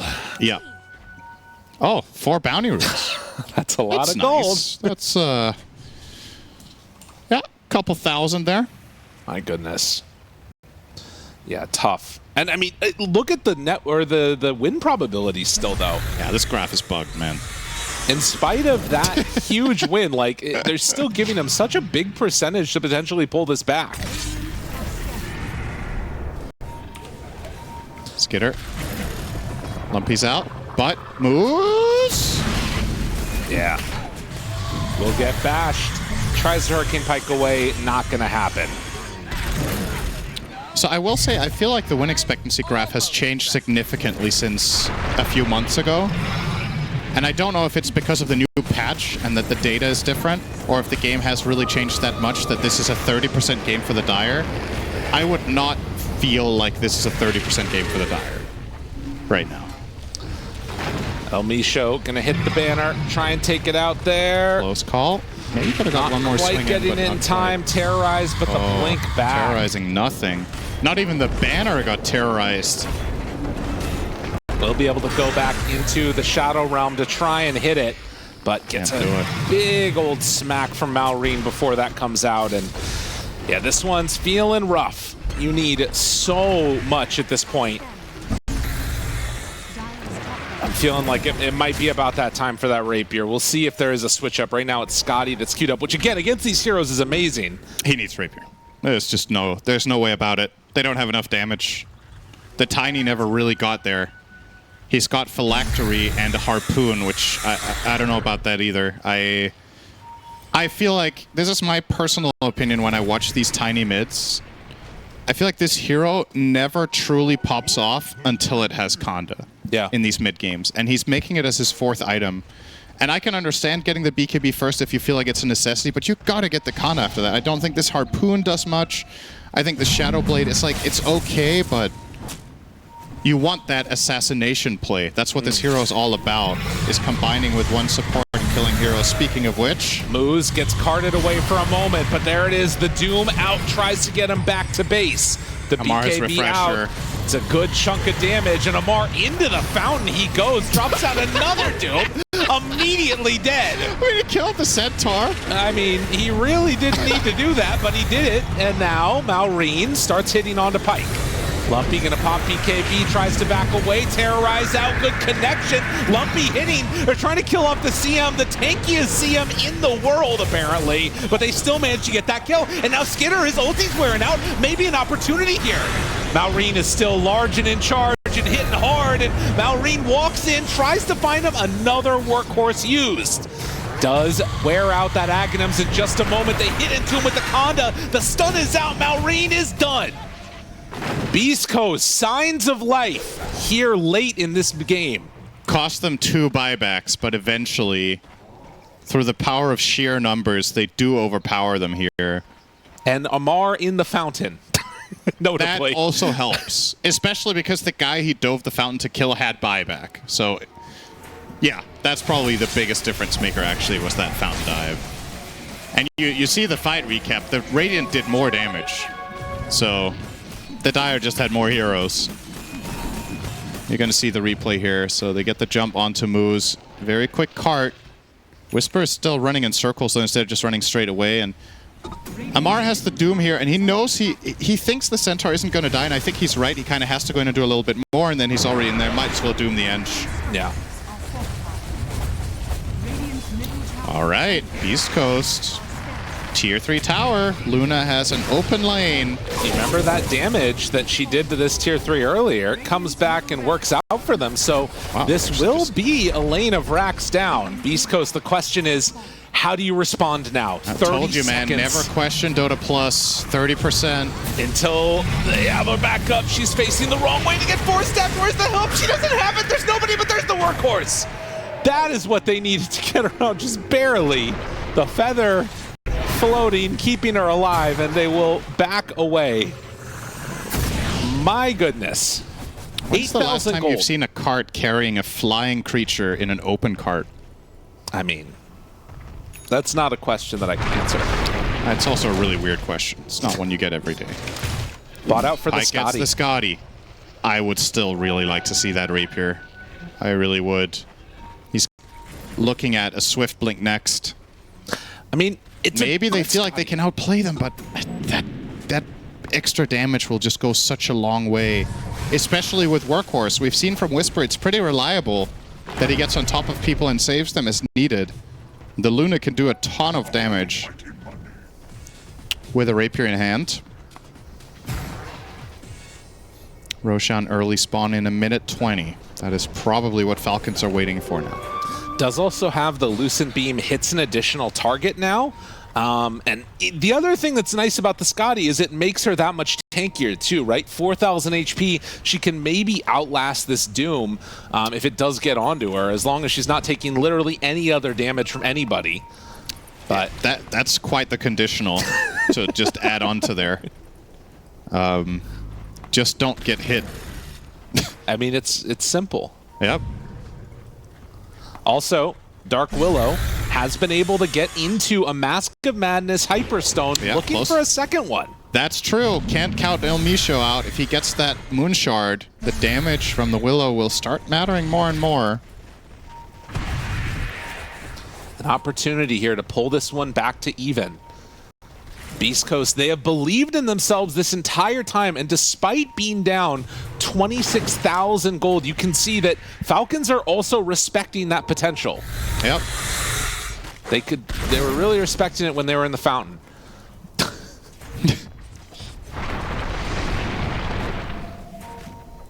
Meanwhile, Lumpy, the creep wave is in. He is pinging the tower like he wants to hit it, but Skidder is hitting their tier 3, so they need to come up with an answer to this. Okay, they force them back. Job well done there from Falcons. They get the glyph and the TPs, and that's good enough for them. They'll head back out. Roche respawn in 1 minute. That is about average, I think. So scan smoke. Malrine doesn't break it. He was trying to with that Shiva to get some sort of information. Unsuccessful. They still though. know, and Dire scanned them immediately too, knowing where they're at. Crit shows for a moment. would be a great get if they could find him. Now Reen on the wave while Pyke is down bottom, and maybe they can do a similar thing that Falcons did to them, force them back to their base, because Luna will push very quickly. They just need to not do the similar thing to the thing they did previously where Pyke pushes the base and they take a 4v5. Fair. Just anything but that, and it looks like they're not going to make that mistake again. They're committed down here, but all right. Falcons. Are we base racing or what? What's happening? Skinner starts hitting the tier 4s. They're acting like they want a base race. I mean, okay. Sure, why not? Jump in. Amar is immediately onto them. They're TPing back with the rest of them. Skinner hitting tier 4 towers. Terrorize comes out. They break the TP. Wait a minute. Can they actually do this? Hold on, hold on, hold on. Silence is out. Now the buybacks start to come. Luna, she tanked through this first Doom. Feathers away. You lost so much here, though, and Pyke gets up to the high ground and manages to... Wait, he TP back to there? No, he's back in the fountain. He's good to go. What has happened? Synderen, help me. What happened? Where'd they go? What's going on? Snaking and Lumpy have both bought back, and we've used 2 Dooms, so... tier 3 tower dead bottom. 1 tier 4 taken by Falcons. Well, almost 2. Okay, they're by... all right. What is... Okay. I think... all right. This is when you buy Rapier. Yes. Okay? He's sitting on 7k gold. He wants to hold the buyback. I mean, maybe the buyback is better. Oh, this game is awesome, man. I love this shit. This is sick. It's tough to say, but... They're going for Roche, and I think they get it. They hit it really quick, and it's also not going to roar. They're moving in to take it down very rapidly. Falcons running up there as quick as they can with the smoke. They have Doom in 15 seconds. You've got to keep an eye out for that. That is one of their key abilities, not available right now. I mean, this is but huge. They're in a really compromised position if Falcons just go in. This. They need it quickly. They're trying to take it. It's daytime. Wait, what? It's daytime. No! The Terrorizer comes out, but no! They're not going to get it. Roches, get the hell out of here. Pyke gets over to the other side and is, well, out of there, kind of. Maybe Skinner's away. Oh, no, no, no, no, not like this. Beast Coast, you lose everybody again. Good heavens, look at the time. Why? No. That is insane. Roshan said, so thanks low. for playing, we're packing up. Oh, man. Oh, my God. Now you buy Rapier. Oh, no. No. What in the Sam hell? And now they don't have freaking Centaur. It was like they had all these ideas and plans, and then suddenly they were like, we're base racing. All right, we're going to Roche. Oh, no, it's daytime. Shit. Yeah, well, these last 5 minutes have had every type of chaos you can imagine, pretty much.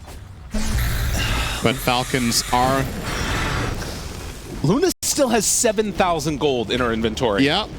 Could be trying to make a buyback play, but I mean, I don't know. You have 1 tier 4 left. Tiny and Luna against the world. And Falcons taking the safe route. Hit the buildings that are out here, get mega creeps, force that much more difficult of a comeback if that moment even happens. Skinner, though, is hitting the Ancient. They have BKBs. They do not have the damage on Pyke, just tickling that Alchemist, and that should just about do it. They buy back on the Enchantress, but the Ancient is exposed.